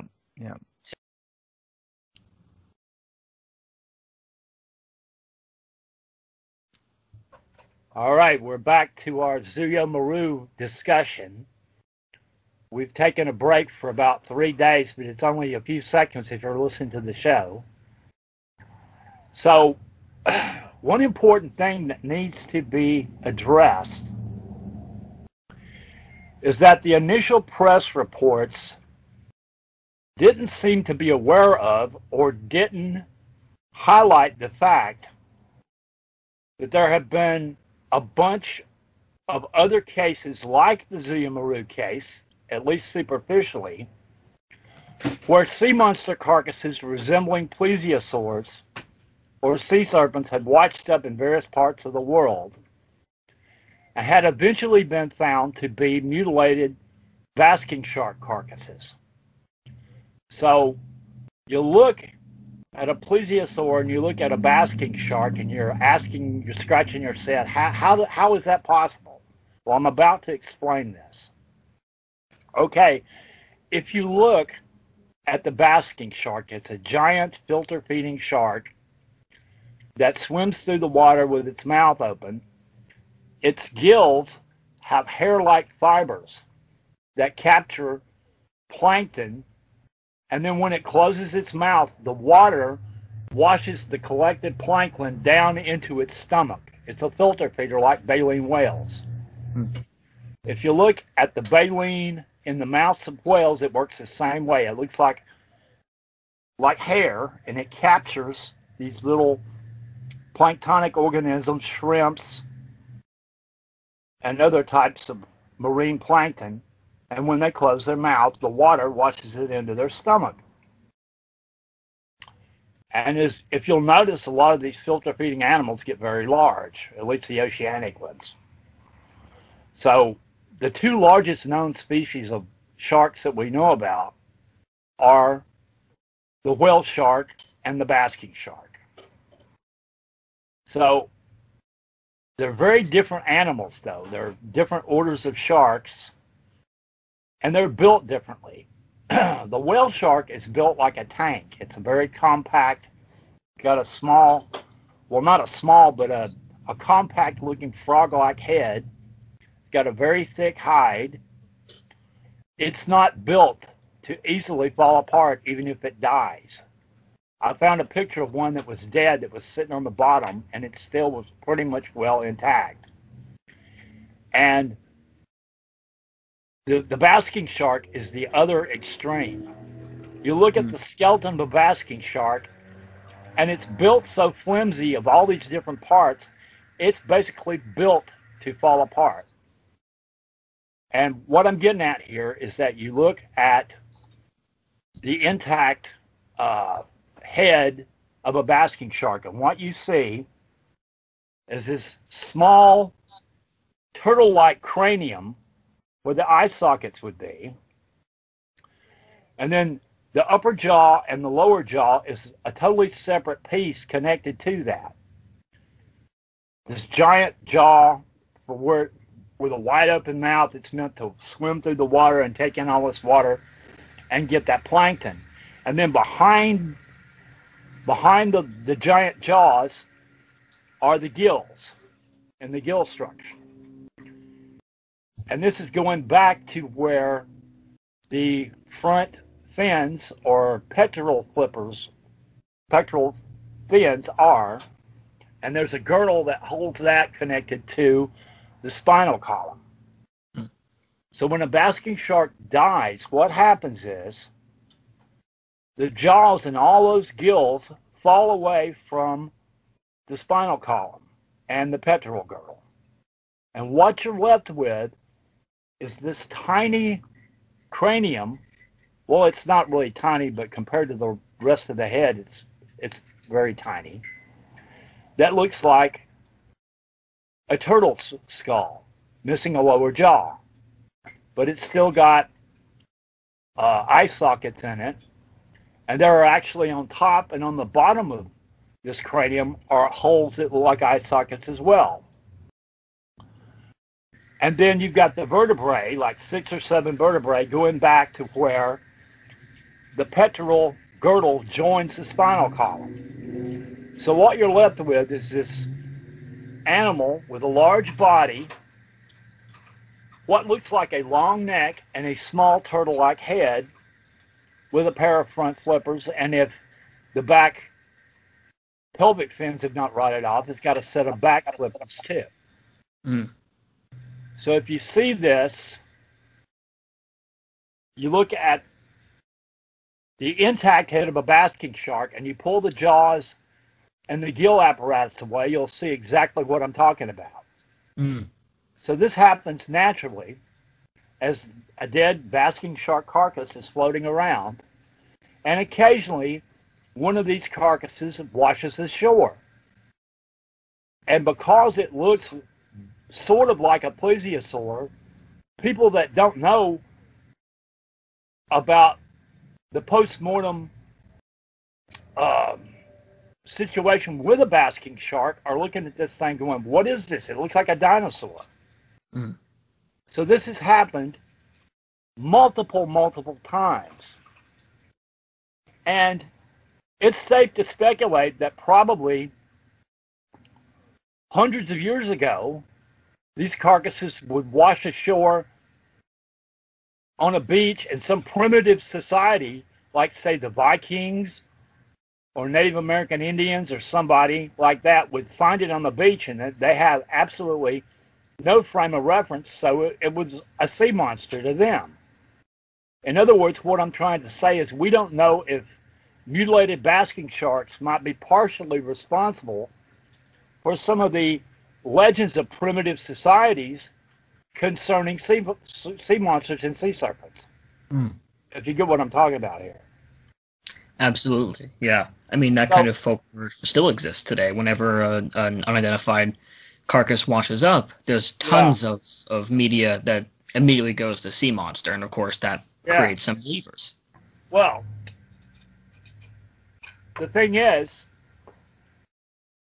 at the time that the ZUIYO MARU case happened, any smart newspaper editor or writer could have very easily went looking through their archives and found other cases like the ZUIYO MARU case, where these carcasses turned out to be basking sharks. So it's a shame that they didn't put that in the original context, because it's very relevant. And the fact that this had happened so many times before is one of the reasons that the people that were investigating the ZUIYO MARU case zeroed in on the basking shark as a possible answer, because there was precedent. Right. And the first one to figure this out was a Scottish anatomist named Everard Home in 1809. If you'll hang on a minute, I'll just go dig up the story about it and read it real quick. Sure. Yeah. So this will take me a minute to bring it up here, but sort of a overview.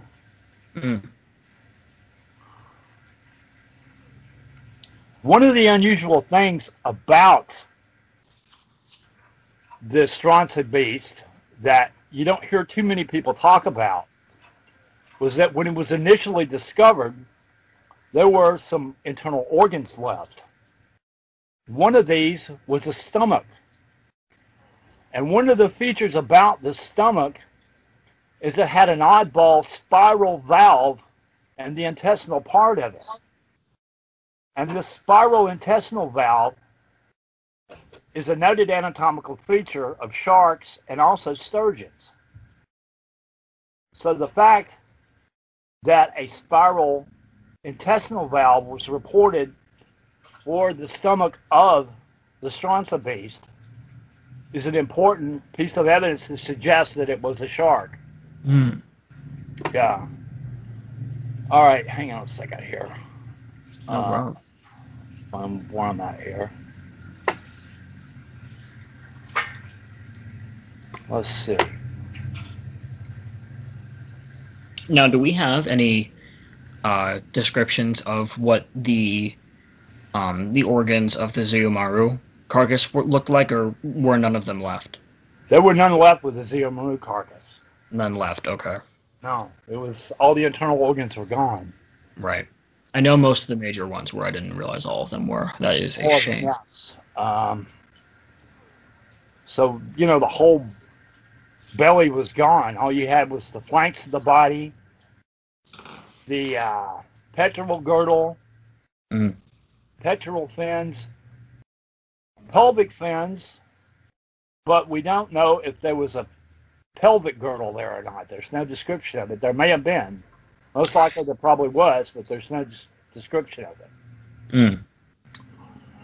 The cranium and the spinal column and the tail. Right. So, okay, so this is talking about the Strontia beast. This is a review. I'll just read it real quick. It says, although stories of sea serpents and mythical sea dwellers abound in Orkney, there have actually been a surprising number of documented historical creature sightings that have now entered the lore of the islands. Perhaps the most famous of these encounters took place in Strontia. Before I go any further, I should explain where this place is. If you go north of Loch Ness, the very northern end of Scotland, there's a set of islands called the Orkney Islands, and Strontia is one of the islands in the Orkney Island chain. So we're talking the extreme north of Scotland. Right. All right, so there in 1808, the first and perhaps best known of a series of episodes relating to the carcasses of what appeared to be long-necked sea creatures were washed ashore. The Strontia beast was first sighted on September 25th, 1808, lying on rocks at Rothiesholme Head in the southeast of the island. There, John Peace, a local man fishing off the coast, was puzzled by the sight of seabirds flocking around what looked like an animal's corpse on the rocks. Turning his little boat and watched by another Stronsay man, George Shearer, Peace made his way to the carcass. But what he found was unlike anything he had encountered before. Lying on the rocks were the remains of a large serpent-like creature with a long eel-like neck and 3 pairs of legs. At the time, the corpse was inaccessible, so closer examination was impossible. However, 10 days later, one of Orkney's notorious gales blew the decomposing remains ashore, where they were found just below the watermark, or the high water mark. Shearer now had his chance to examine the corpse, which he did meticulously, studying it and measuring the dimensions of the sea monster. The beast was described as serpentine, measuring exactly 55 feet long, with a neck measuring 10 feet 3 inches long. The head was like that of a sheep with eyes bigger than a seal's. Its skin was gray and rough to the touch. However, if stroked from the head down the back, it was said to be smooth as velvet. 6 limbs extended from the body, and a bristly mane of long, wiry hair grew from the beast's shoulders down to its tail. These silver-colored bristles were said to glow eerily in the dark. The flesh was described as being like coarse, ill-colored beef, entirely covered with fat and tallow, and without the least resemblance or affinity to fish. The skin, which was gray-colored and had an elastic texture, was said to be about 2 inches thick in parts. By the end of September, news of Stronsay's monster had spread far and wide. Because the remains had rotted away to practically nothing, the 4 men who had originally examined the carcass were taken to Kirkwall. There they had to swear to the magistrate that their information was the truth. Before long, details of the incredible find reached the ears of the Natural History Society in Edinburgh. At the Society's meeting in November 1808, the creature was given the Latin name Halcydrus pontoppidanus. The name meaning Pontoppidanus, water snake of the sea, was in honor of the 18th century Norwegian bishop who collected reports of sea monsters. Shortly afterward,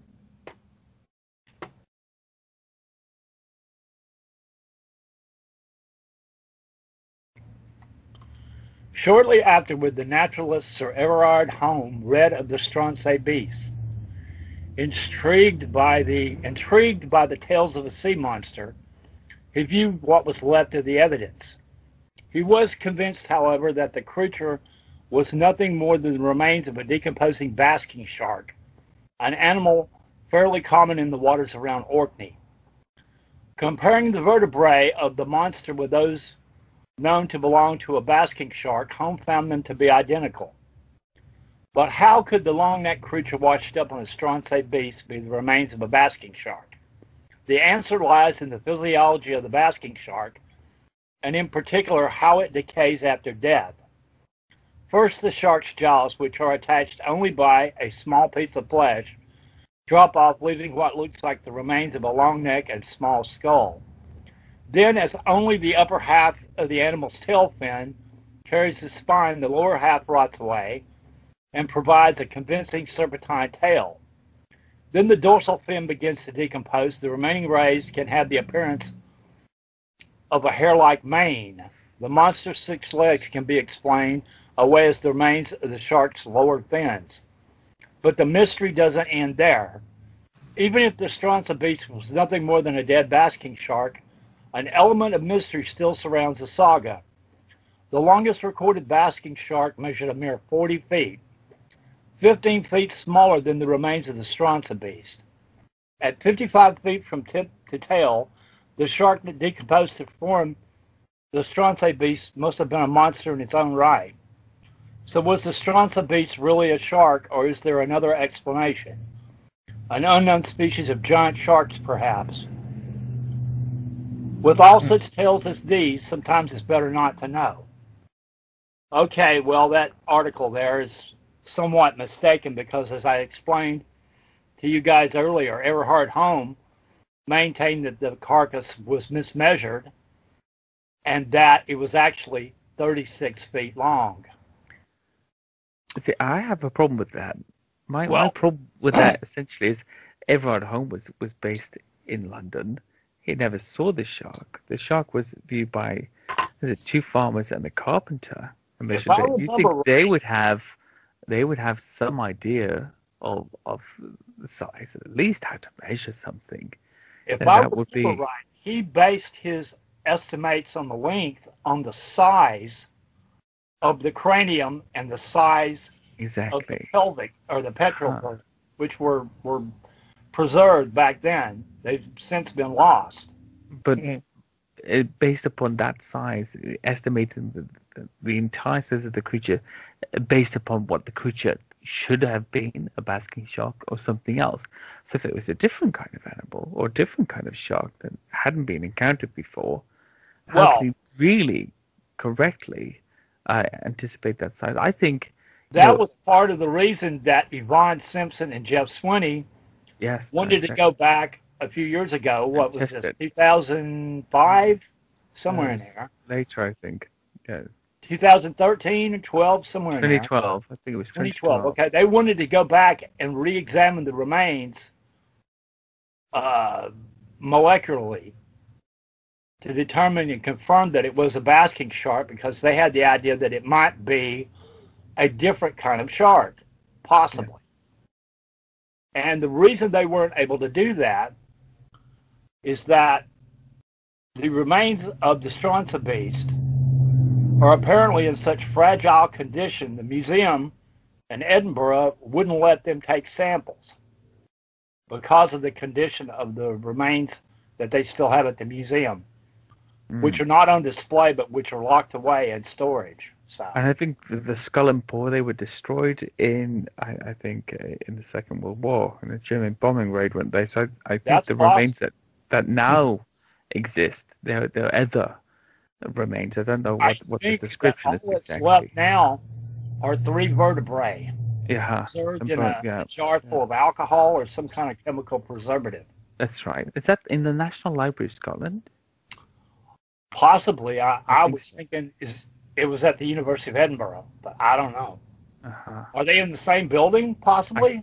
I don't know. I think maybe the National Library of Scotland is in the University of Edinburgh, which I'm going to find out for you. Something I should know. Well, let me dig up the papers, the original paper by Holm, and see what he says in it. Okay? Hang on a minute. So you and Carrick fill up the dead air while I'm looking for that. We will. Sounds good.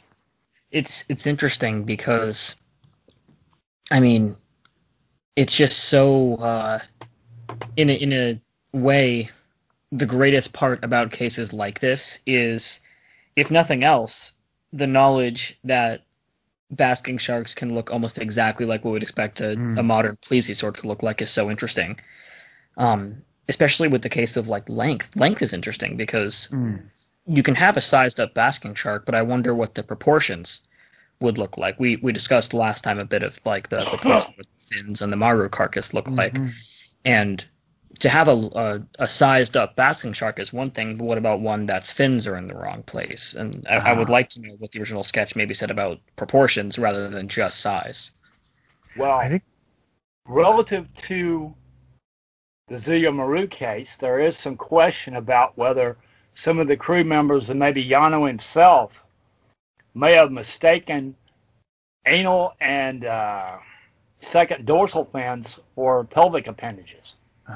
We'll get into that eventually. Yeah, that's a one I want to touch on for sure when we get to it. Yeah, absolutely.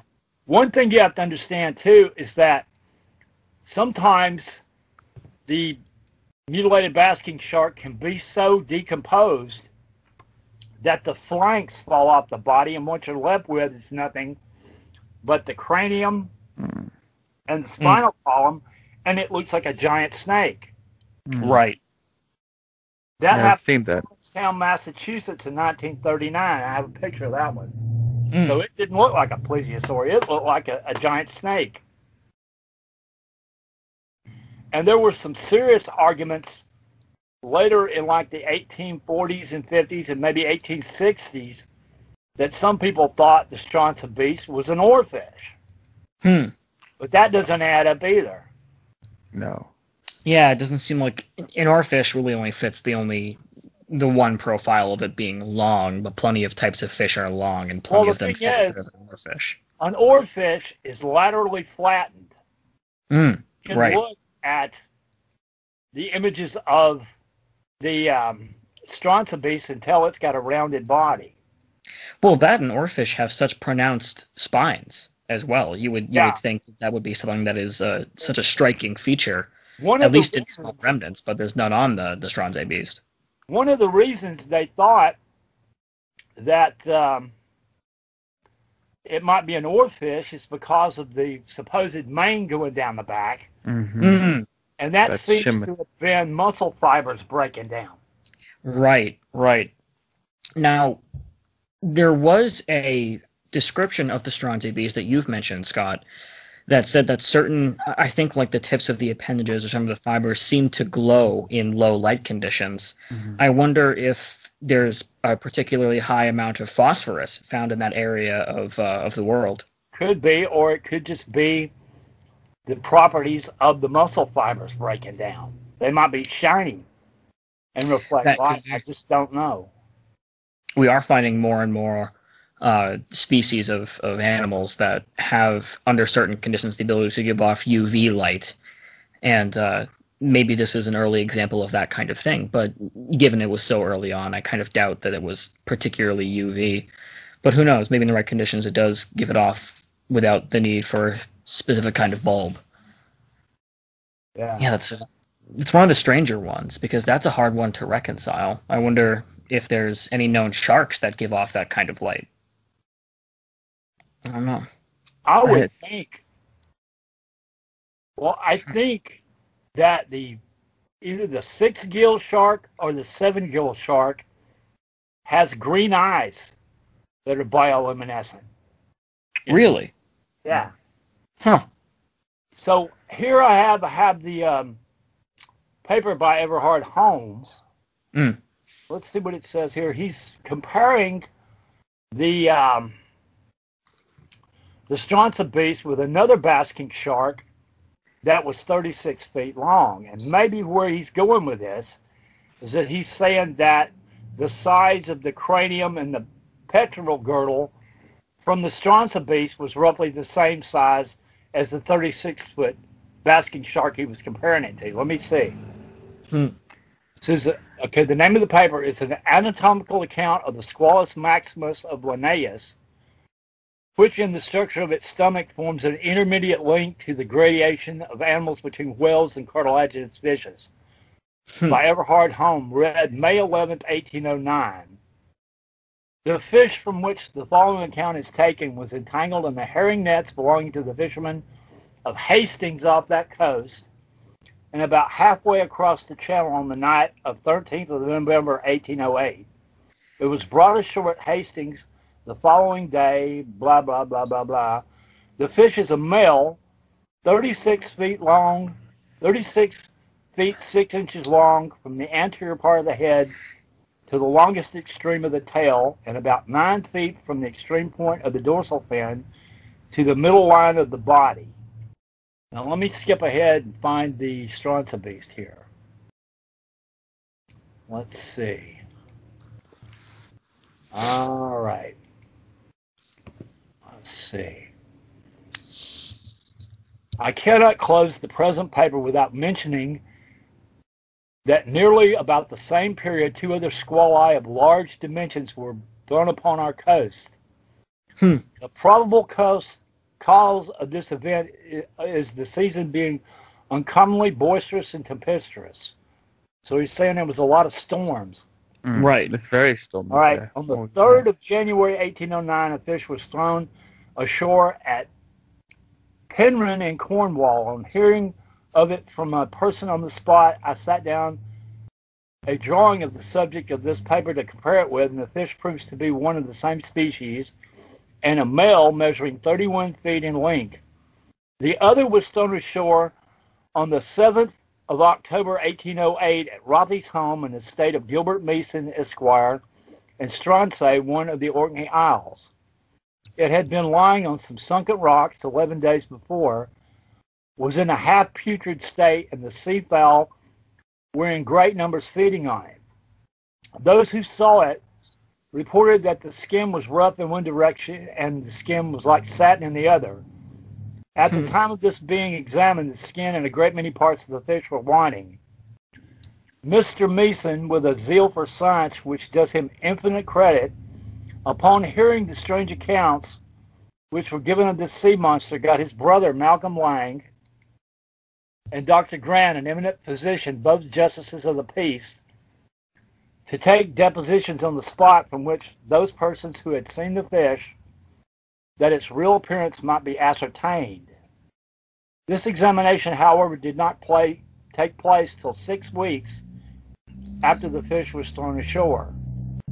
These depositions were sent to Sir Joseph Banks, who put them into my hands. I also received a short time later from my friend Mr. Lang, in consequence of a request I made for the purpose, that part of the skull which contained the brain, the upper jaw, having been separated from it, a considerable number of the vertebrae of the back united by their natural attachments, a portion of one of the pectoral fins, with the cartilages that unite it to the spine, and a long and short cartilage forming the support of one of the gills.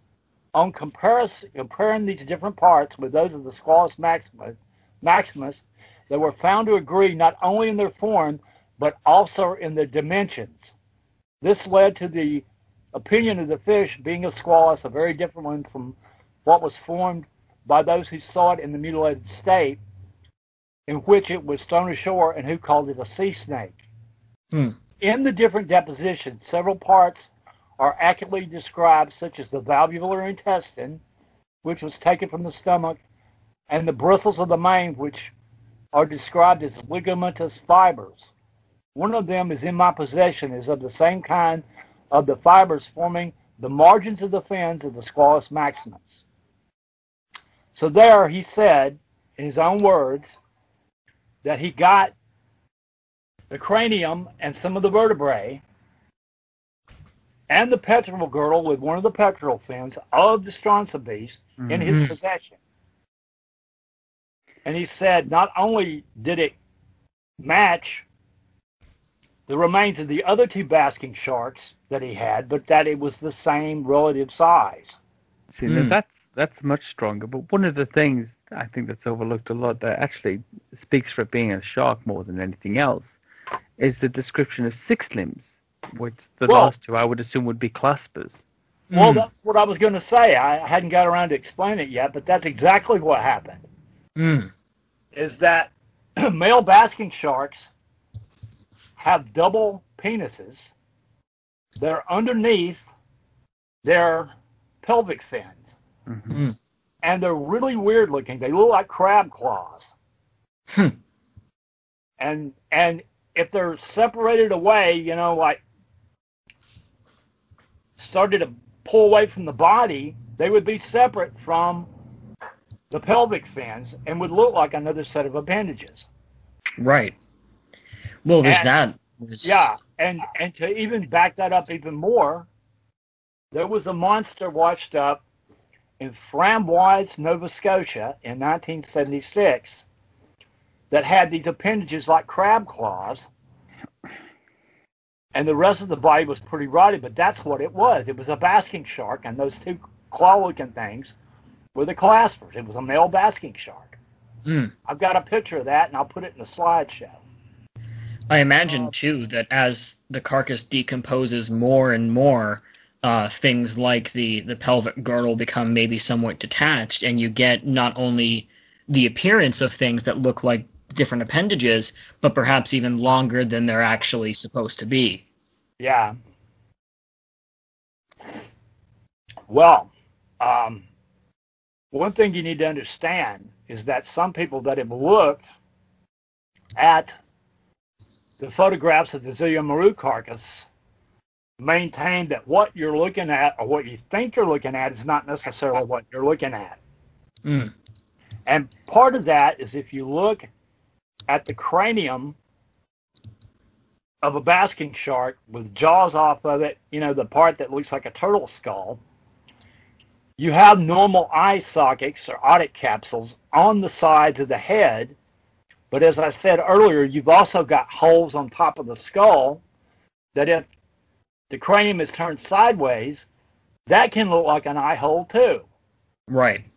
So there are several diagrams that the pro basking shark people have done that are saying that what you see on the ZUIYO MARU carcass that looks like an eye is in fact this epiphyseal foramen opening in the top of the skull. Yeah, right. I've got one pulled up right now that illustrates that perfectly. And by chance, it also illustrates that, that pelvic girdle that attaches the pelvic fin.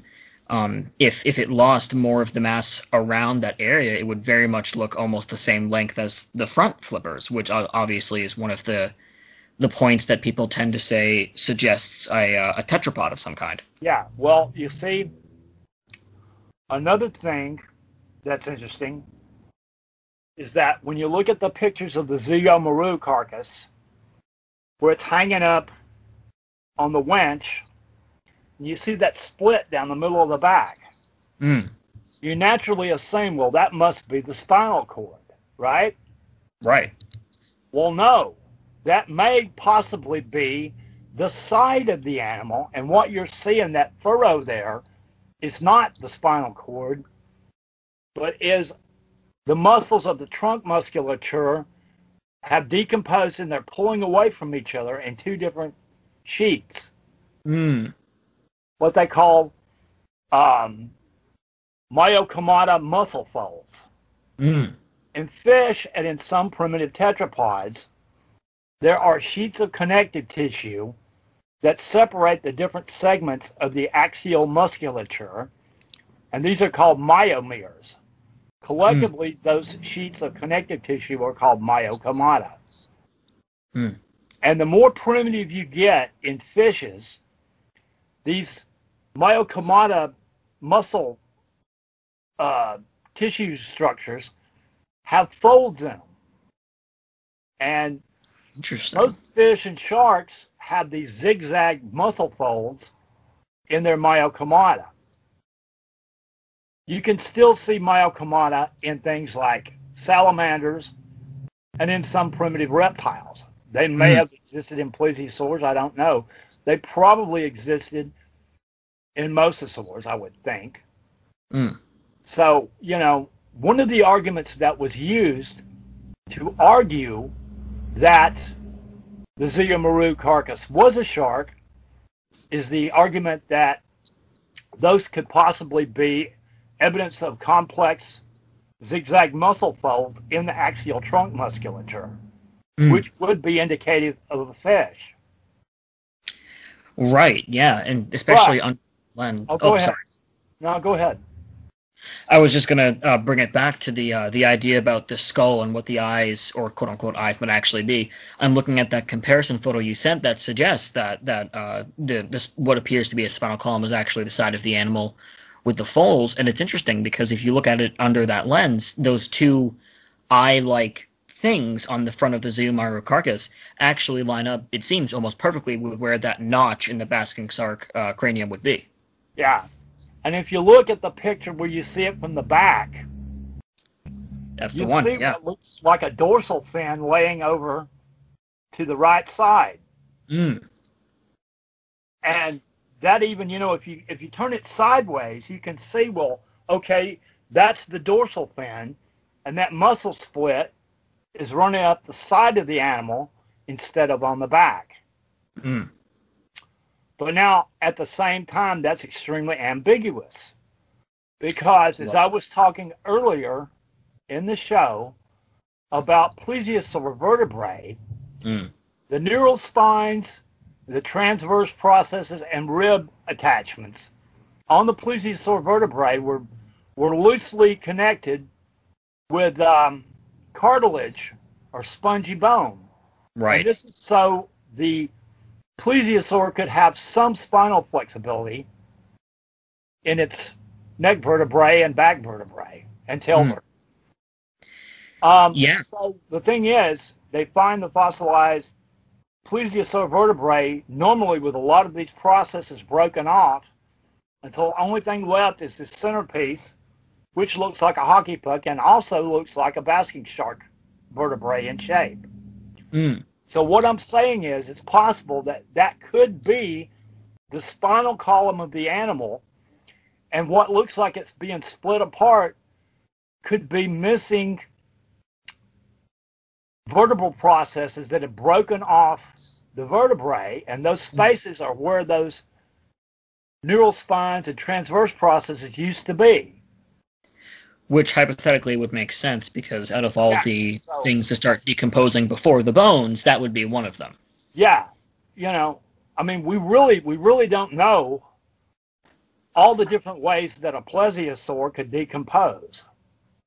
Right. And it's one of those things that really, again, highlights the similarities between basking sharks and plesiosaurs, at least in appearance. Looking at the photo with the shark being lifted, it has so many similarities. And again, that side looks very much like it could be what looks like a spinal column on the ZUIYO MARU carcass. Yeah. But then, of course, you have the photo that compares the spinal column and the bases of the gastral ribs with the ZUIYO MARU carcass, and that also looks really quite similar. Well, so it's hard to tell. One of the signature anatomical features of plesiosaur skeletons was that across their belly, in between the limb girdles, they had this strip of bones called gastralia, belly ribs. Now, whether the ZUIYO MARU carcass was a plesiosaur or a basking shark, the whole bottom part of the animal is gone. Right. So if there were gastral ribs, they're gone by the point that it's deteriorated and they brought it on the ship. So we don't know if it had those or not.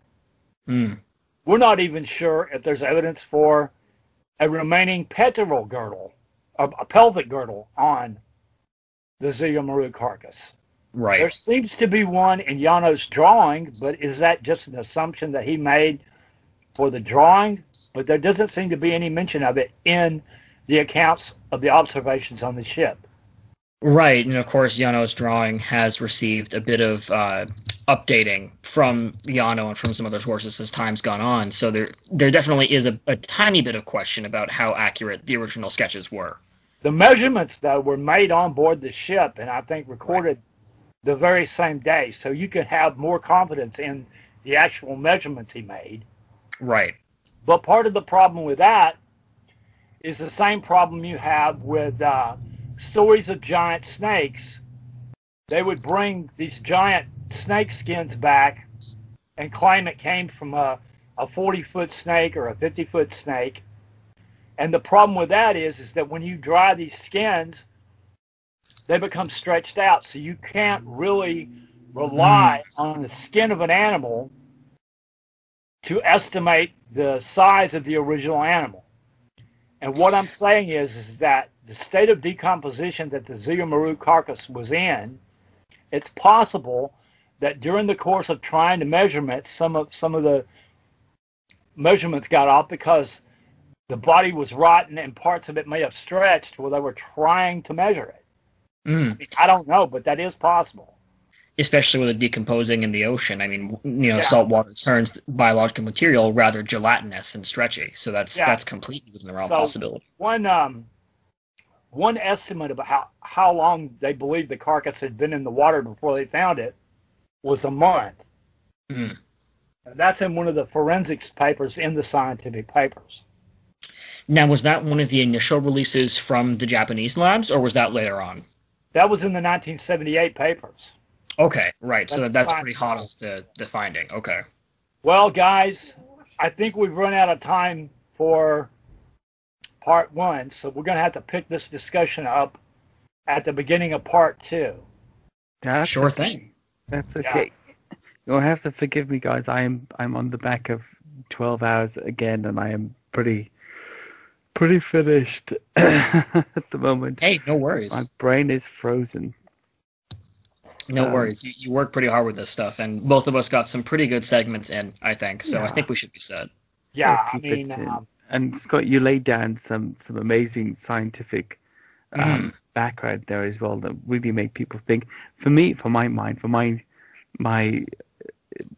very unscientific mind and not having a basis in biology, it's the six limbs for me on this, for the Stronzer.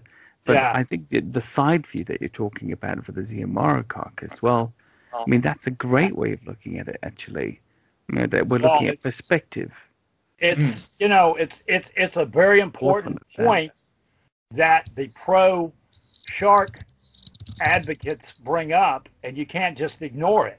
I mean, if you're trying to engage the skeptics in a serious argument, you got to at least acknowledge their points. Yeah, absolutely. Because an inaccurate point is one that can stand up to scrutiny. And the basking shark theory, for the most part, certainly can. In a way, we're more so attacking the methods used to conclude the basking shark hypothesis than we are the basking shark hypothesis itself. Well, looking at it realistically, it's very unlikely that the case will ever be settled. Oh, right. Everyone's satisfaction. I mean, it's like the Patterson film. It's been ripped apart, torn apart, examined every possible way, and you're still not sure it could go either way. So the only thing we can do is at the end of the day is say, well, there's some compelling evidence here. It's not a conclusive case, but it has some interesting evidence attached to it, and just sit it on the shelf and say, well, that's what it is. It is what it is, and look for better evidence. Right. But still, most people don't seem to be aware of how compelling the evidence in this case is, and I think we have a duty to explain to people the complexities of this thing and make them aware of just exactly what the situation is. Couldn't agree more. Absolutely. And like I said, a lot of the people that are insistent that it could only be a shark are just stopping the argument in 1978 and not bringing any new evidence in relative to the original debate.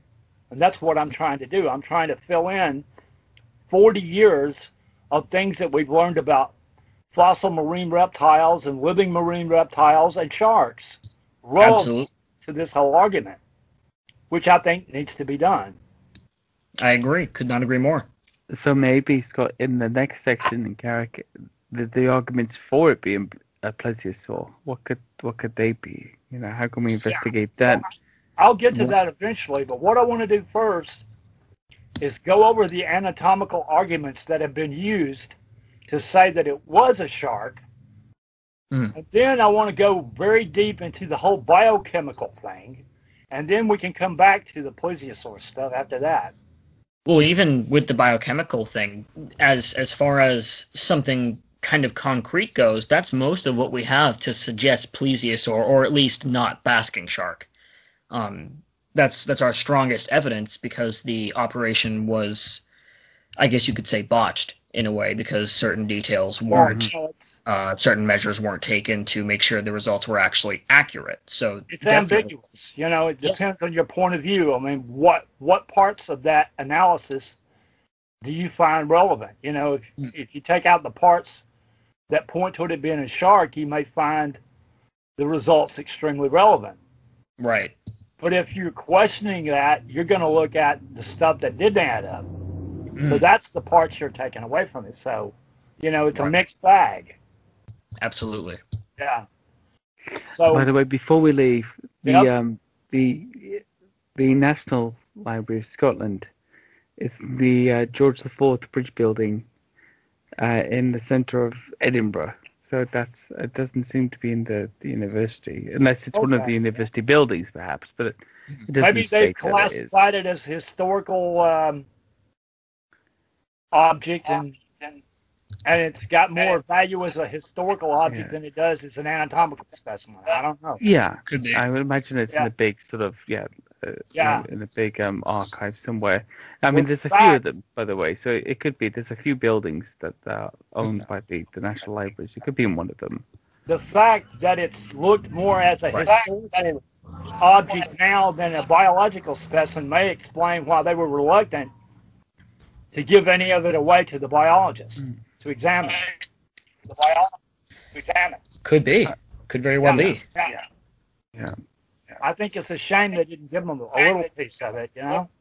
They wouldn't have needed much. I was under the impression the opinion was that it wouldn't survive. You know, it wouldn't survive further experimentation due to its age or whatever the excuse was. You know, there was some concern for keeping it in its current state. Yeah. Interesting. I didn't know that. We don't know the details, so maybe their arguments are valid. I just don't know. Yeah, perhaps. All right, well, I'm going to pull the plug on this. All right. I'll see you next time. Thanks. Sounds good. Yep. Have fun. See you guys. Take it easy, my friend. Bye. In September 1977, this Japanese fishing boat was off the east coast of New Zealand when it trawled up in its nets a mystifying carcass. The Japanese TV networks were excited enough to helicopter teams out over the South Pacific and winch their reporters down onto the ship at sea.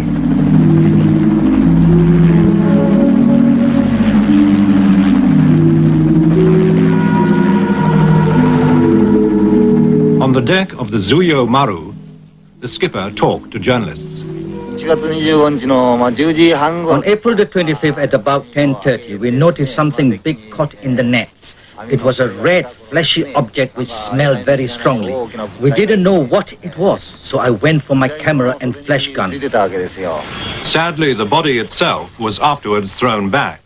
But early in 1980, one of the world's leading fisheries experts, Professor Fujio Yasuda, arrived for a conference in London with such evidence as remains. This is all the evidence about the unknown creature dredged from the sea by the ZUIYO MARU off New Zealand on the 25th of April 1977. These photographs were taken by Mr. Yano of Taiyo Fisheries. The real half of the body was rotten and dropped off. As you can see in this photograph, the surface of the body is covered with a fat-like substance. This is the drawing made by Mr. Yano after measuring the creature.